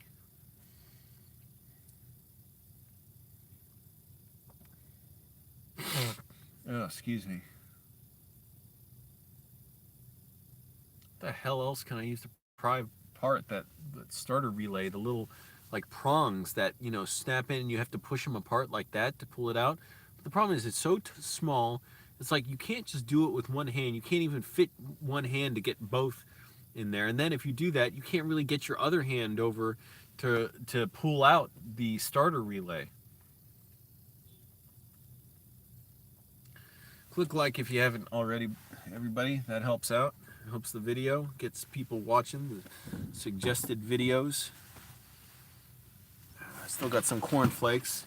I forget where I got these. Pretty sure I got them at a grocery store? I don't know. Yeah, I got them from some grocery store cheap. Maybe they were in like the, discount rack.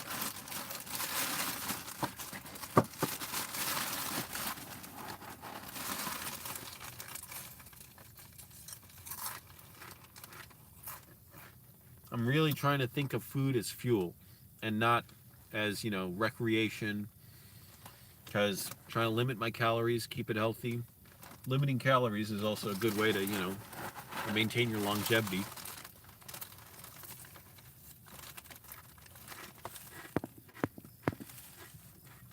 I'm having fun watching this little movie of myself, this guy sitting in his car at night, on a Saturday night, planning to make movies that the whole world will see.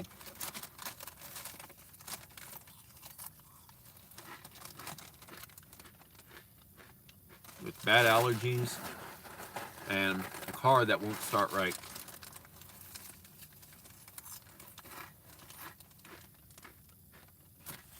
Welcome everybody, 7 people here. Thanks for joining. I am sitting in my car right now trying to stay out of the allergies messing me up. Got my allergy mask on my head. I'm I was hosting a filmmaker meetup today. That was cool. Met a lot of people, got a lot of cards, sent a lot of emails afterwards.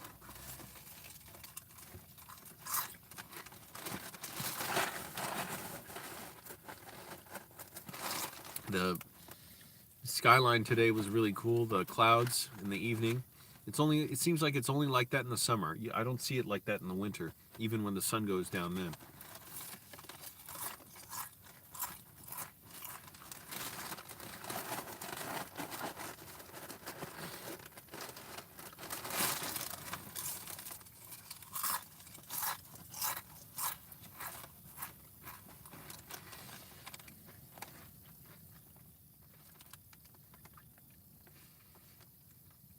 Well, that person's headlights are really foggy. Man, they could benefit from me cleaning up their headlights. I should charge money for that. I just don't know how I'd get customers. I don't want to go up to people on the street. They'll think I'm, dangerous or something and say, hey, I can clean your headlights.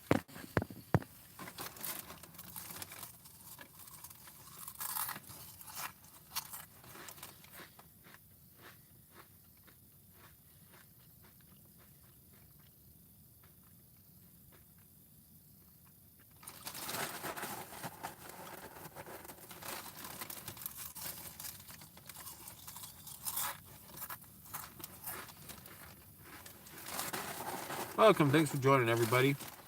Yeah, I don't know. I might just do this a while tonight. And going to LA is going to be good research for my movie, too. Better Than You All Know. But that will only come out possibly way later. Why that is. Because that just got to keep just keep in my mind and keep thinking about it and working on it.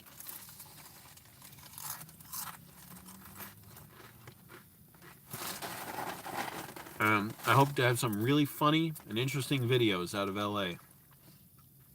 I wish it wasn't so far away. What do you think? Do you all think I should, at some point, if I have the money, should I just move my parents out to LA with me and we just all live there? As bad as DC is, the DC area is to be in, LA is about as bad. It's not like we're getting away from traffic or anything if we go there. LA can be a very hard place to live in. It was hard for me to take it in, to be around, because a lot of it's miserable, huge, spread out, expensive. I don't know how people raise families there because it's so spread out and expensive. But it's got a lot going for it too. A lot of great things, and that's where the film industry is. Maybe I'd be there. I don't even want to be there for the city or anything. It's just certain people I know are there. I want to go there now and find out if this is a place I want to be or not. The other times I've been in LA, it was real quick, and it was to work on something that I had to travel around a lot for, or like Tim's Cook-Off, which we basically went straight to the hotel and then went straight to the set and then straight back to the airport. So we didn't really see anything. Other times I've been in LA, still didn't have a ton of free time or anything. It was kind of cool, interesting. We went by, a lot of famous locales and stuff. That's a lot of everything in LA is like that. But should I at some point, if I can, move there? It depends if my film career ends up there. I would hope I can make movies anywhere in a way, but there's also certain people that I know probably benefit me a lot to be in LA to work around there. So I can't be sure. But David Gordon Green and Danny McBride, two of my favorite filmmakers, they live in North Carolina, I believe. I think they still do. So that'd be interesting to do. But that's also hard, especially if you're a writer. It's just a lot of issues at stake, or somewhere else closer. But the thing is, all these a lot of big cities, they're all hard to get around. They're all expensive. So it's not like it's going to make a huge difference either way. Weather's better in LA.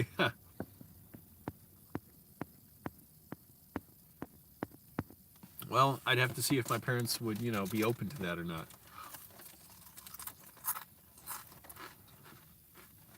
And really, I don't know if I'd ever have the money to do that. Because you can be successful as a filmmaker and really only get just kind of enough to get by in an apartment.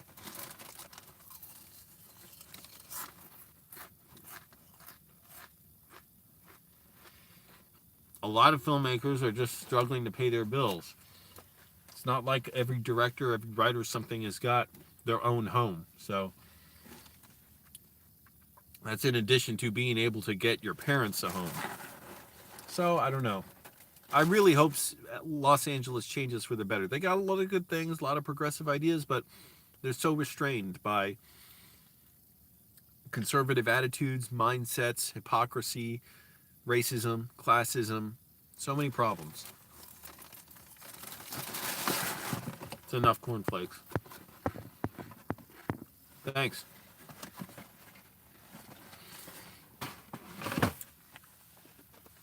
What time is it? 9:13? Not doing too bad on time. I actually got up pretty early today. I was glad for that. Went to the gym, finished at the gym by noon. I worked out for, I don't know, I think a good hour or so. I gotta stretch, definitely, because that right shoulder is hurting. You gotta stretch, especially as you get older. You need more time. I stretch fine before the workout. It's just sometimes by the end, I just slip out of the gym and I forget, oh yeah, I should stretch when I finish too.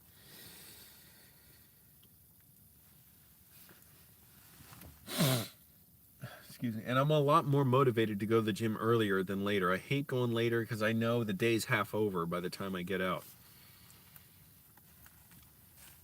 I'm going to go to my trunk, get an apple.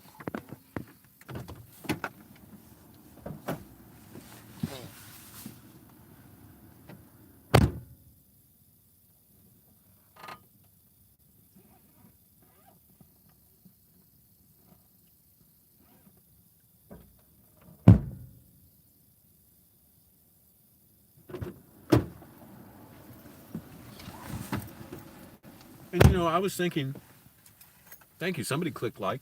I don't know if it just happened or not. Thank you.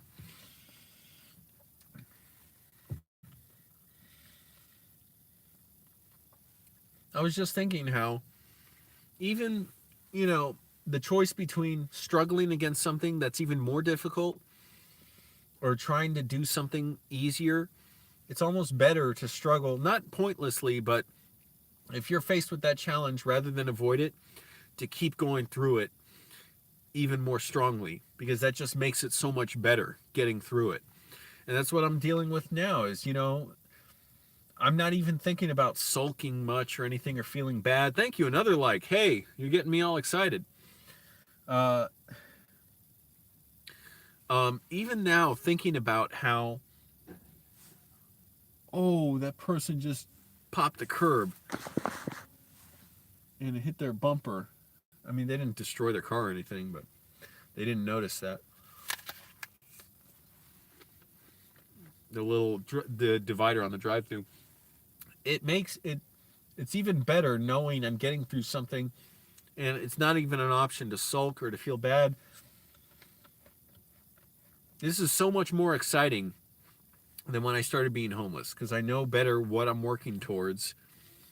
And I know every second, just no matter, even when this live stream is done, there would have been a part of me that, you know, wanted to just sulk and feel miserable and be like, well, what now? Now it's not even an option. It's just go straight inside McDonald's, get to work on my screenplay again, even though the part of me that's frustrated by I didn't get a lot of work done on it today. It's like, well, what's the point? I didn't get much work done, but that's even more reason to challenge myself to work even harder. So, and that's good. When I think about how, you know, kind of sad comparing myself to other people. Oh, other people are out having fun. They got their, you know, their, you know, friends out, the relationships, whatever. I'm thinking, well, I'm working for even more than that. And they're not. Most people aren't filmmakers anyways. And for all the misery and frustration of my day and dealing with ignorant people and idiots and people at the gym who are rude or whatever, just know it doesn't matter. Just keep going forward.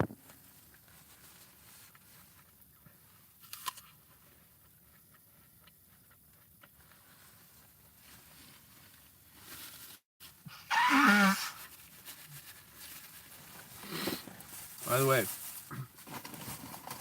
here's those, no, where is it?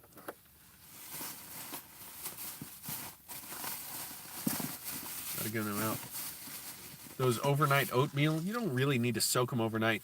But these are, man, other ones got a ton of sugar. These are great. It's not a lot of oatmeal. The way it looks on the, you can't really see it.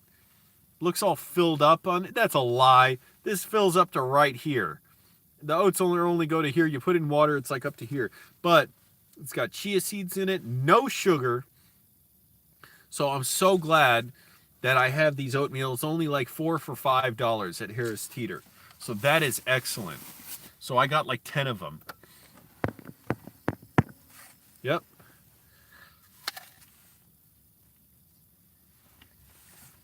So it's great to have something and know it's healthy and easy to make and no sugar. Thank goodness. And it's not very expensive. Because even though oatmeal at McDonald's, twice as expensive, and it's got a bunch of brown sugar in it.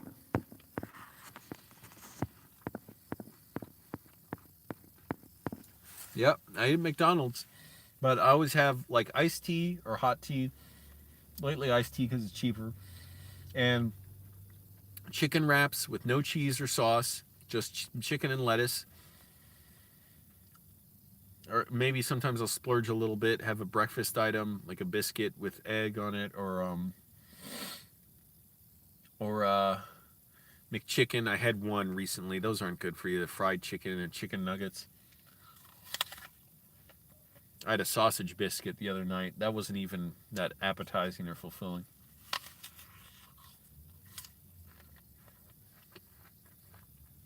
But it's important to keep eating just as fuel, and not to eat for pleasure, but eat as fuel, knowing I have to put in a certain amount of energy in my body.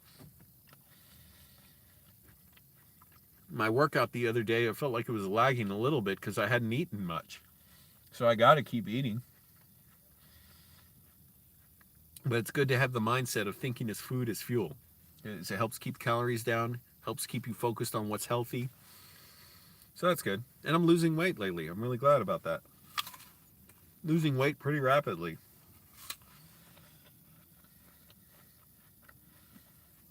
Hopefully it keeps up on my trip.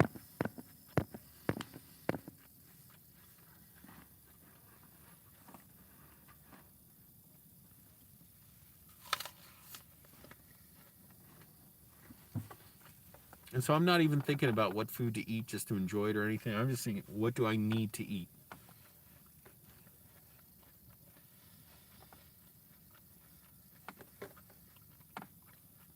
And not beat myself up over eating something bad or eating too expensive like I did at the Filmmaker meeting today.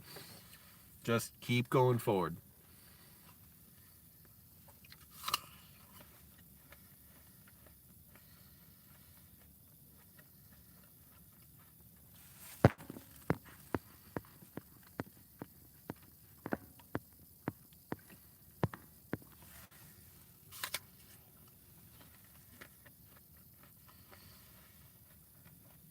And at least you all get to look at the real life of a homeless filmmaker right now.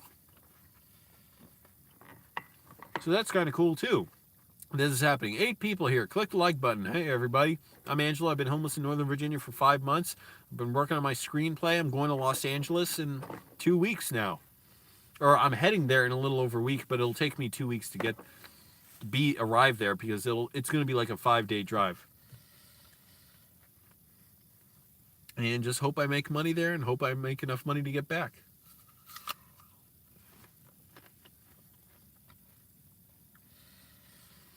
You know, I hope all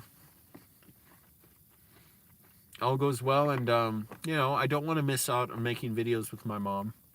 Definitely don't. I feel like there's only so much I can do with her unless I get more money, meet more filmmakers, do something, you know, to help the channel out and get more resources.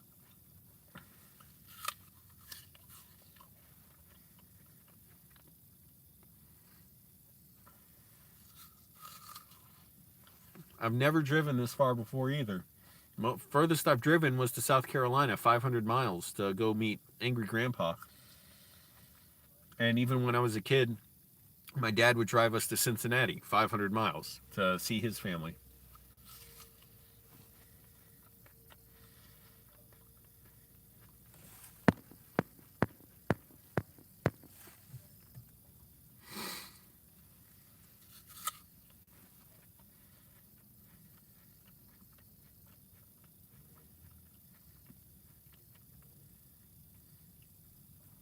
I notice I do a lot of this. I do a lot of looking out, just looking around. Can't help it. I just want to see what's going on.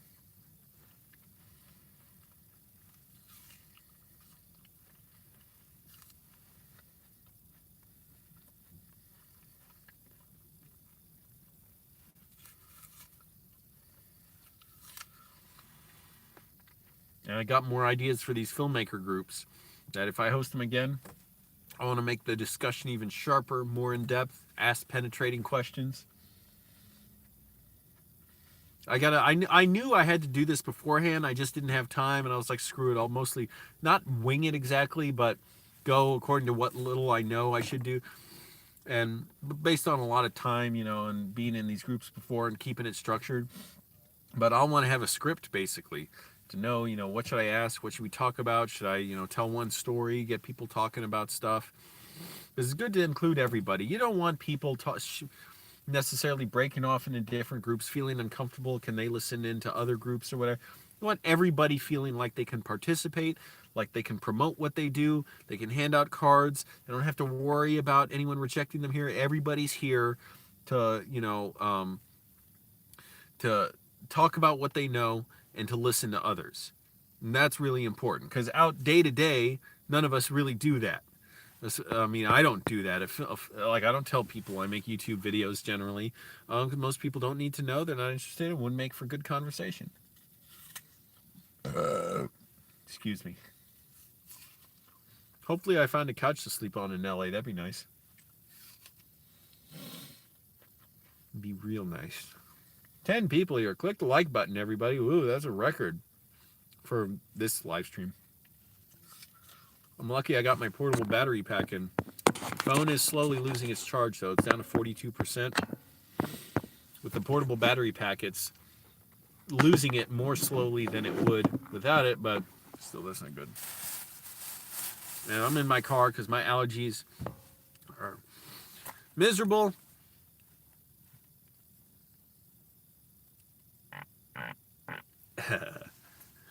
And I don't want to deal with it right now. I got my allergy mask on my head. I'm going to have to deal with it when I go back out and then go into McDonald's and do some more writing. Click like, everybody. Helps the video out. I got the portable battery pack at Walmart. I think I got it for like $30. It can charge my phone like 3 or 4 times. It's got a big charge on there. So it takes a little while to charge, but it's no big deal. Hey, I got plenty of time. You just sit there and it does its thing. Oh, that was really not much food. I had a little bit of bread, cornflakes, an apple, peanut butter. That's it. So that's how I think I'm managing to keep my weight down. Hey, 11 people, everybody. Thanks for joining. Look at this on a Saturday night, starting our own film community here with a homeless filmmaker. You're seeing what it's like in real life for this filmmaker. I wish I had an even better camera to show you everything. And I am planning to go to Los Angeles in 2 weeks to work with some filmmakers I know there. It's going to be really exciting. Yeah, $30, not a bad deal. So you're going to want to see what we make in Los Angeles. It's going to be good. It's going to be a lot of work. 1960. Oh my goodness. Whoa.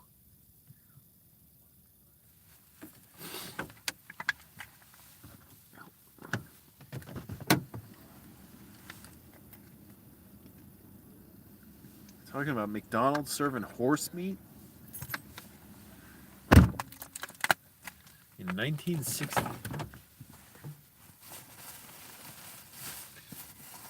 Damn it, I had some napkins here.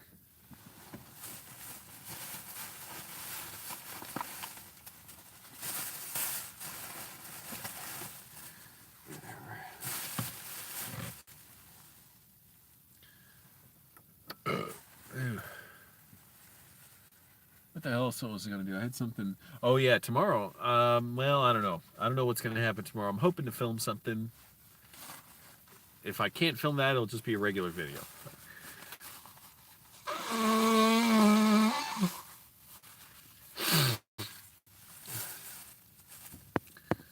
some allergies again. Oh, that's why they advertise 100-cent beef, because they used to just take animals from. Oh man, that's bad.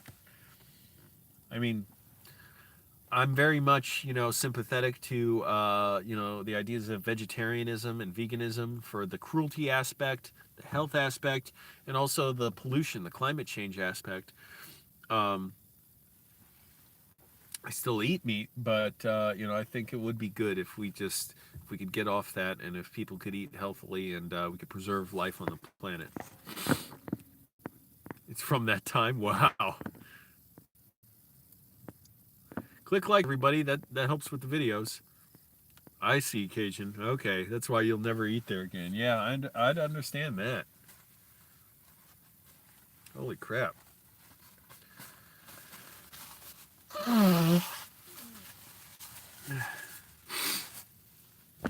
Life of a homeless filmmaker right here. You're seeing it live, making history. I wonder if I should eat one of my oatmeals right now. One of my little cups of oatmeal, because I am hungry. I don't want to spend more at McDonald's. I just put some water in there and just eat it. You don't gotta wait overnight. It says add milk at night. You don't gotta do that. I just put water in it. Very healthy. Protein, carbohydrates, fiber, lots of fiber. So it's really good for you. Thing is, it's so, look, I don't know if you can tell really how little there is in here. There, you can see it. Look how little, barely anything. Little plastic seal on top.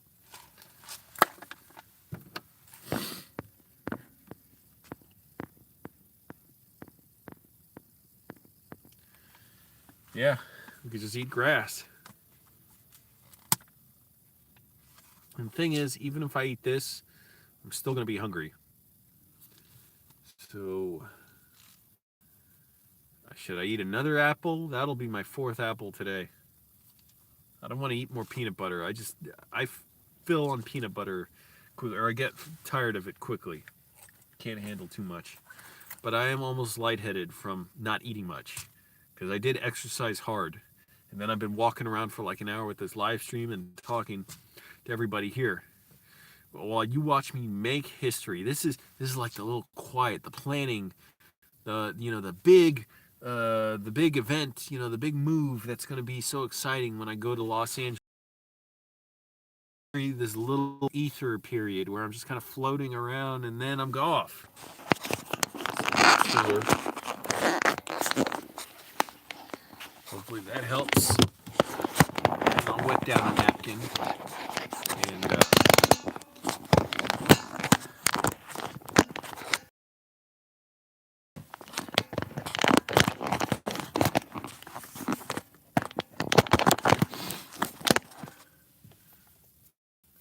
wipe, put a wet napkin on the back. Just make sure it doesn't get too hot. That's another reason I can't really drive with this phone. Oh, crap. I mean, I could with the air conditioning, but it just drains the battery so much. And I really don't like doing it very much. It's so distracting.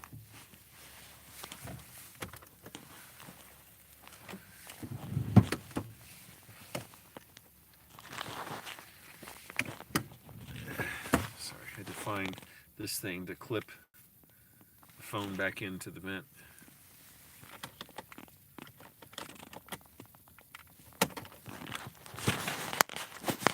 Put more water in this thing. This napkin.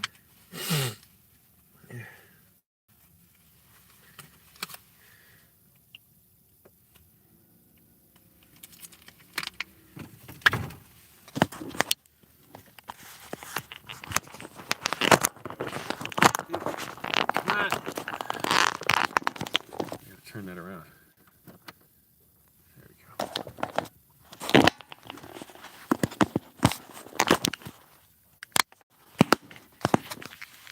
Sorry, keep messing with the phone.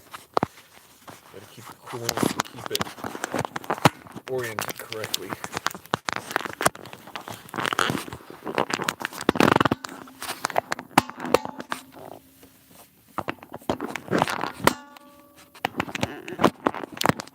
That's better.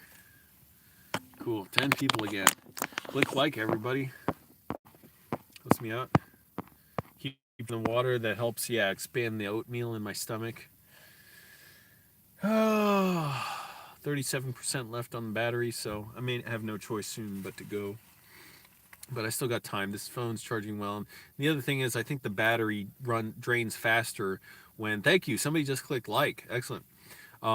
That helps YouTube to promote the videos. When YouTube recognizes that the video is getting likes, it puts in more people's suggested videos. You know, the queue. Excuse me.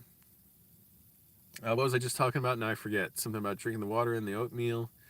The battery. Yeah, now that I got the wet napkin on the back, hopefully the phone cools down a little bit and it can keep its charge a little better because I'm still charging it with the portable charger.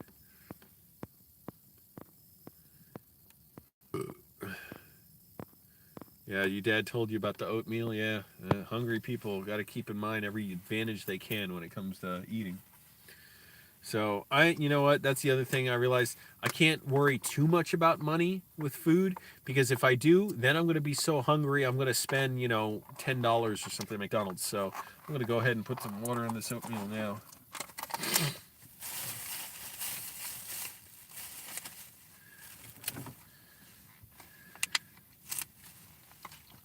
Oops. Overshot it, hit the seat. And you don't really need to let this sit overnight. It's good to go in a few minutes. I mean, it's good to go right now practically, but I'll just wait a few minutes.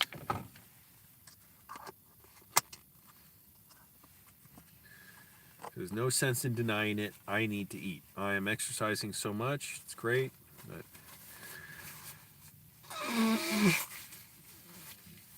gotta eat.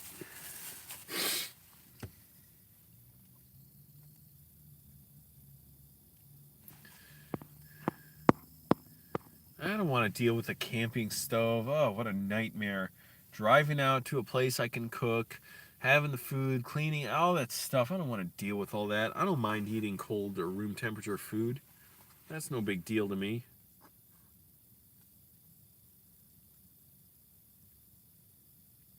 Add milk to it. Yeah, right.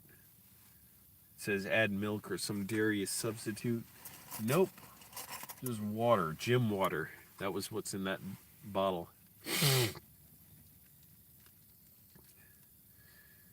No sugar. Think of it. The other ones they have tons of, like 19 grams of sugar. Why do they do that? It's just to get you addicted. It is so bad for you. That contributes to so many health problems in your life.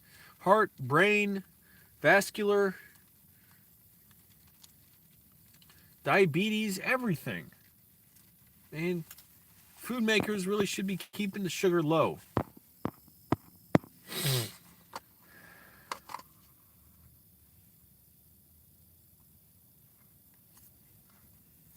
Screw it, I'm so impatient.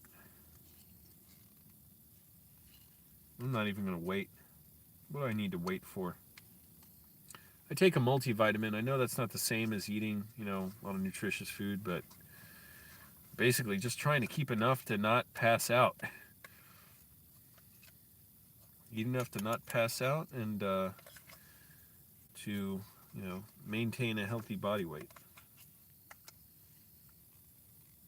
I'll let it sit a few minutes. You have too much sugar in everything. It's horrible. The oatmeal at McDonald's, brown sugar in it. Even the yogurt parfaits, I can just taste. It's probably got 20 grams of sugar in it. So you're eating yogurt, but you're eating a ton of sugar.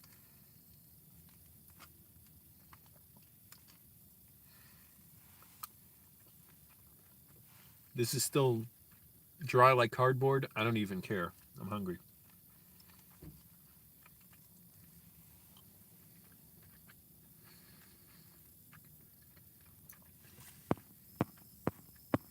Right. Sugar has a ton of cereal. What? Cereal has a ton of sugar.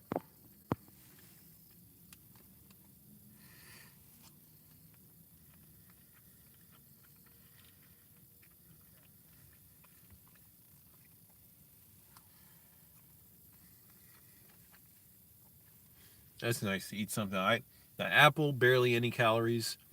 Peanut butter, it has a lot of calories, but bread, not much. I see. Yeah.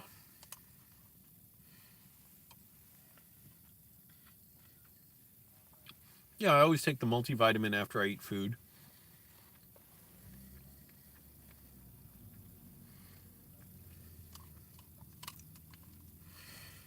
That's better. I needed to eat this.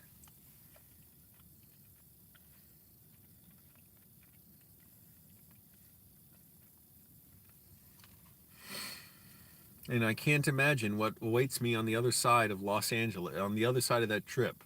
What will change for me? What options will I have?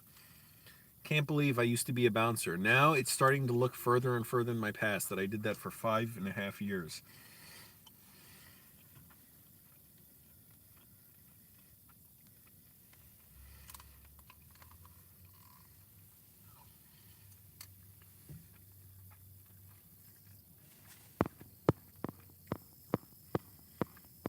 What do you mean, watch out for the poop? What am I watching out for?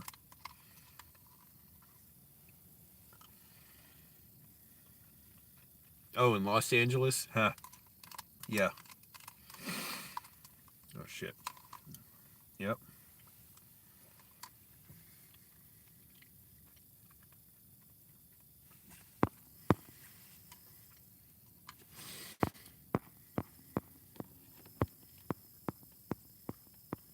Cool. Ten Commandments is on. I loved that movie when I was a kid.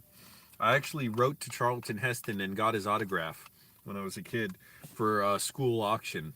And then when I got the autograph, only envelope in my life I've ever ripped the contents of the envelope by accident. So then it barely sold for anything.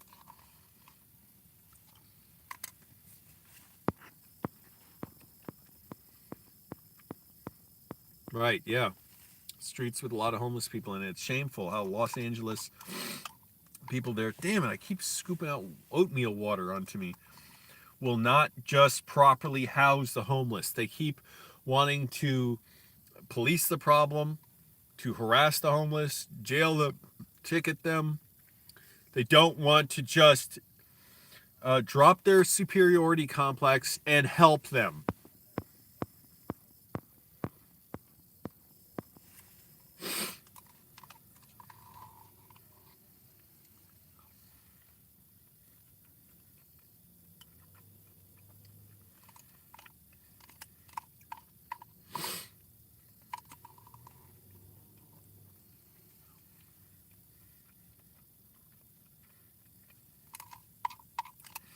And it's tough for, even think about it, McDonald's employees working here got families and they can't be with them and they're paid shit. It's just so indignant. Why would you do that to people who deserve more dignity than that?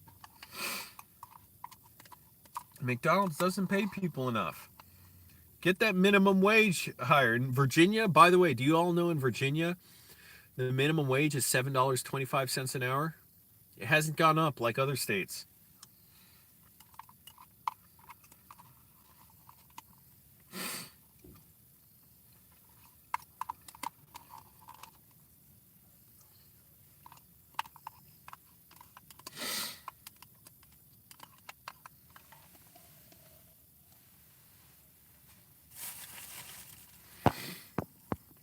Yeah, they just don't want to spend the money.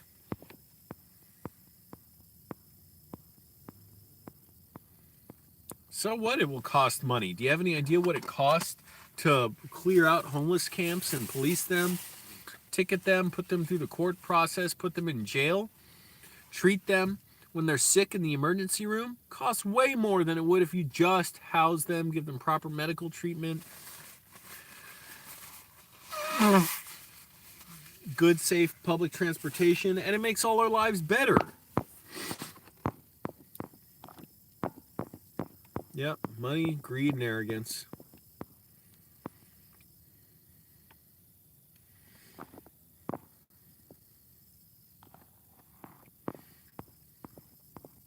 Man, my body is wearing out because I know I haven't eaten enough calories today. And I'm fatigued and the damn pollen, but I'm going to go in and do some more writing.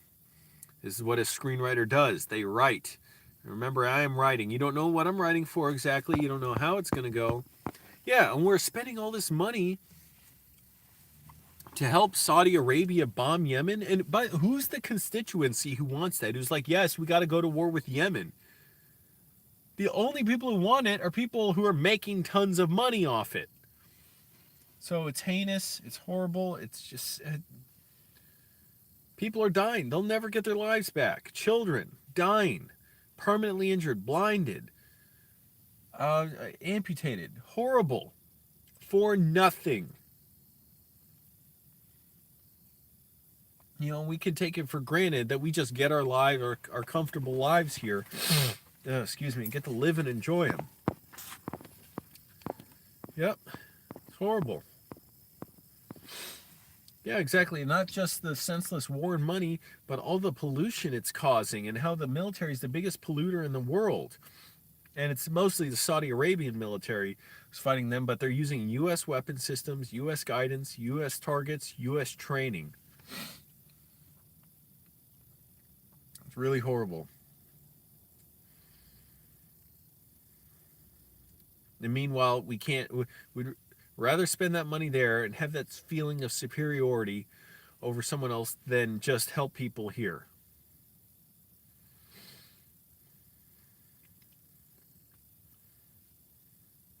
Because people believe in this fear-mongering propaganda where they're taught to scapegoat the poor, hate the poor for the problems that these people have that are actually caused by rich people who want to go to war with other countries and make money off that, and who want to imprison poor people and immigrants here. They scapegoat immigrants, poor, people of color, and blame them for their problems that rich white people are causing.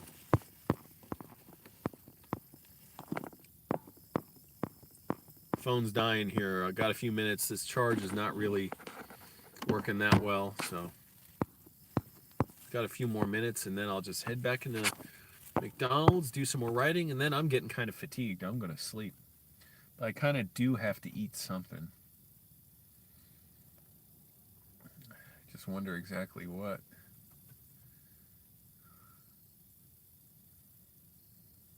Another chicken wrap? I'm tired of chicken wraps.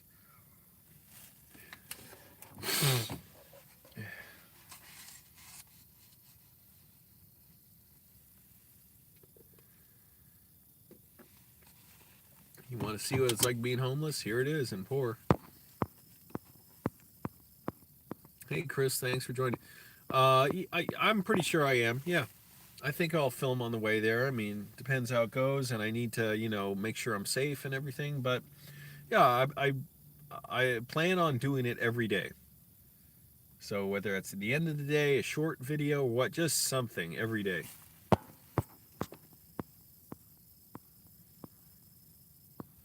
No, I don't have any tuna. Although Aldi has very cheap bags of tuna that you can just eat right out of there. But they have a lot of salt, though. A lot of sodium. 11 people here. Cool. That's a record, I think, for tonight. And now, back down to 10. But click like, everybody. But in a few minutes, I will have to get going. This phone is just not going to last. I have the portable battery charger plugged in, but it's still losing its charge. Maybe if I stretch the cord out, I don't know. But I should have plugged it in earlier.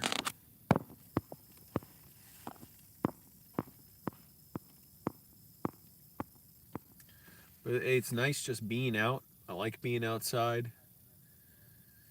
It feels like almost like a different country now, a different world where, excuse me, I know how tenuously, civilization is held together, and it's just all by us wanting to cooperate and work together, but we just barely want to do it sometimes.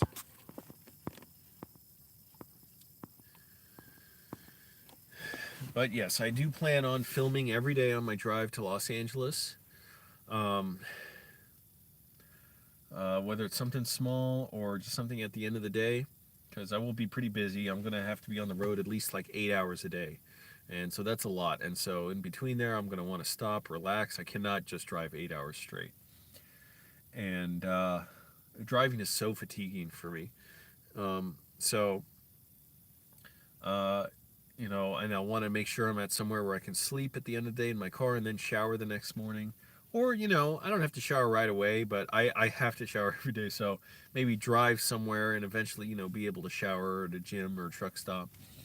And hopefully have my food loaded up in the car so I don't really need to spend much when I'm out. And just keep it as quick as possible. Keep it moving.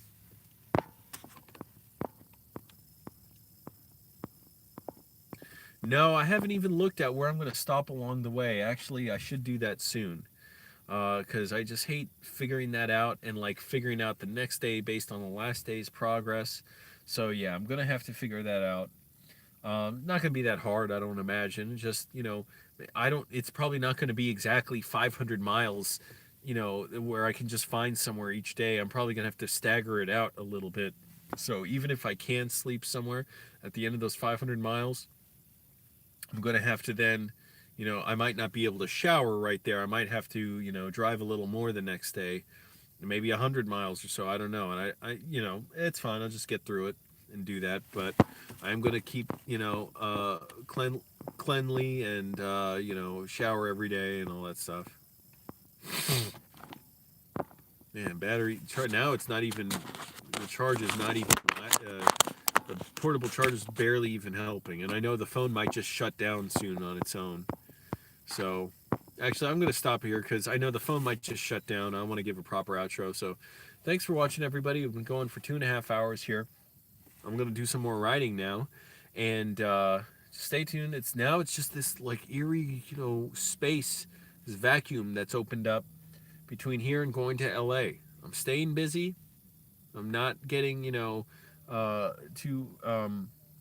I'm not sulking. I'm not getting fixated on anything, even though it's difficult. Just keep moving forward, knowing that I'm going to make this trip happen.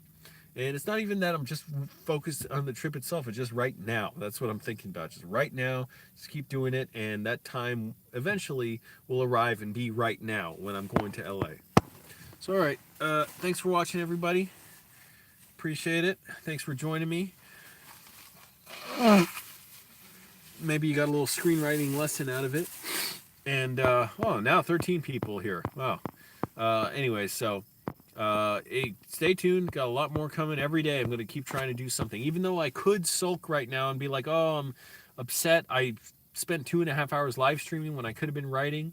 Not even going to think it for a second. I'm going to go straight in there, start writing, not worry about it, so that I do make some progress, and I do, I have to write them, or else I will feel even more stressed. So thanks for watching, everybody. Stay tuned. My mom and I have more videos coming this week, and then I start the trip to LA.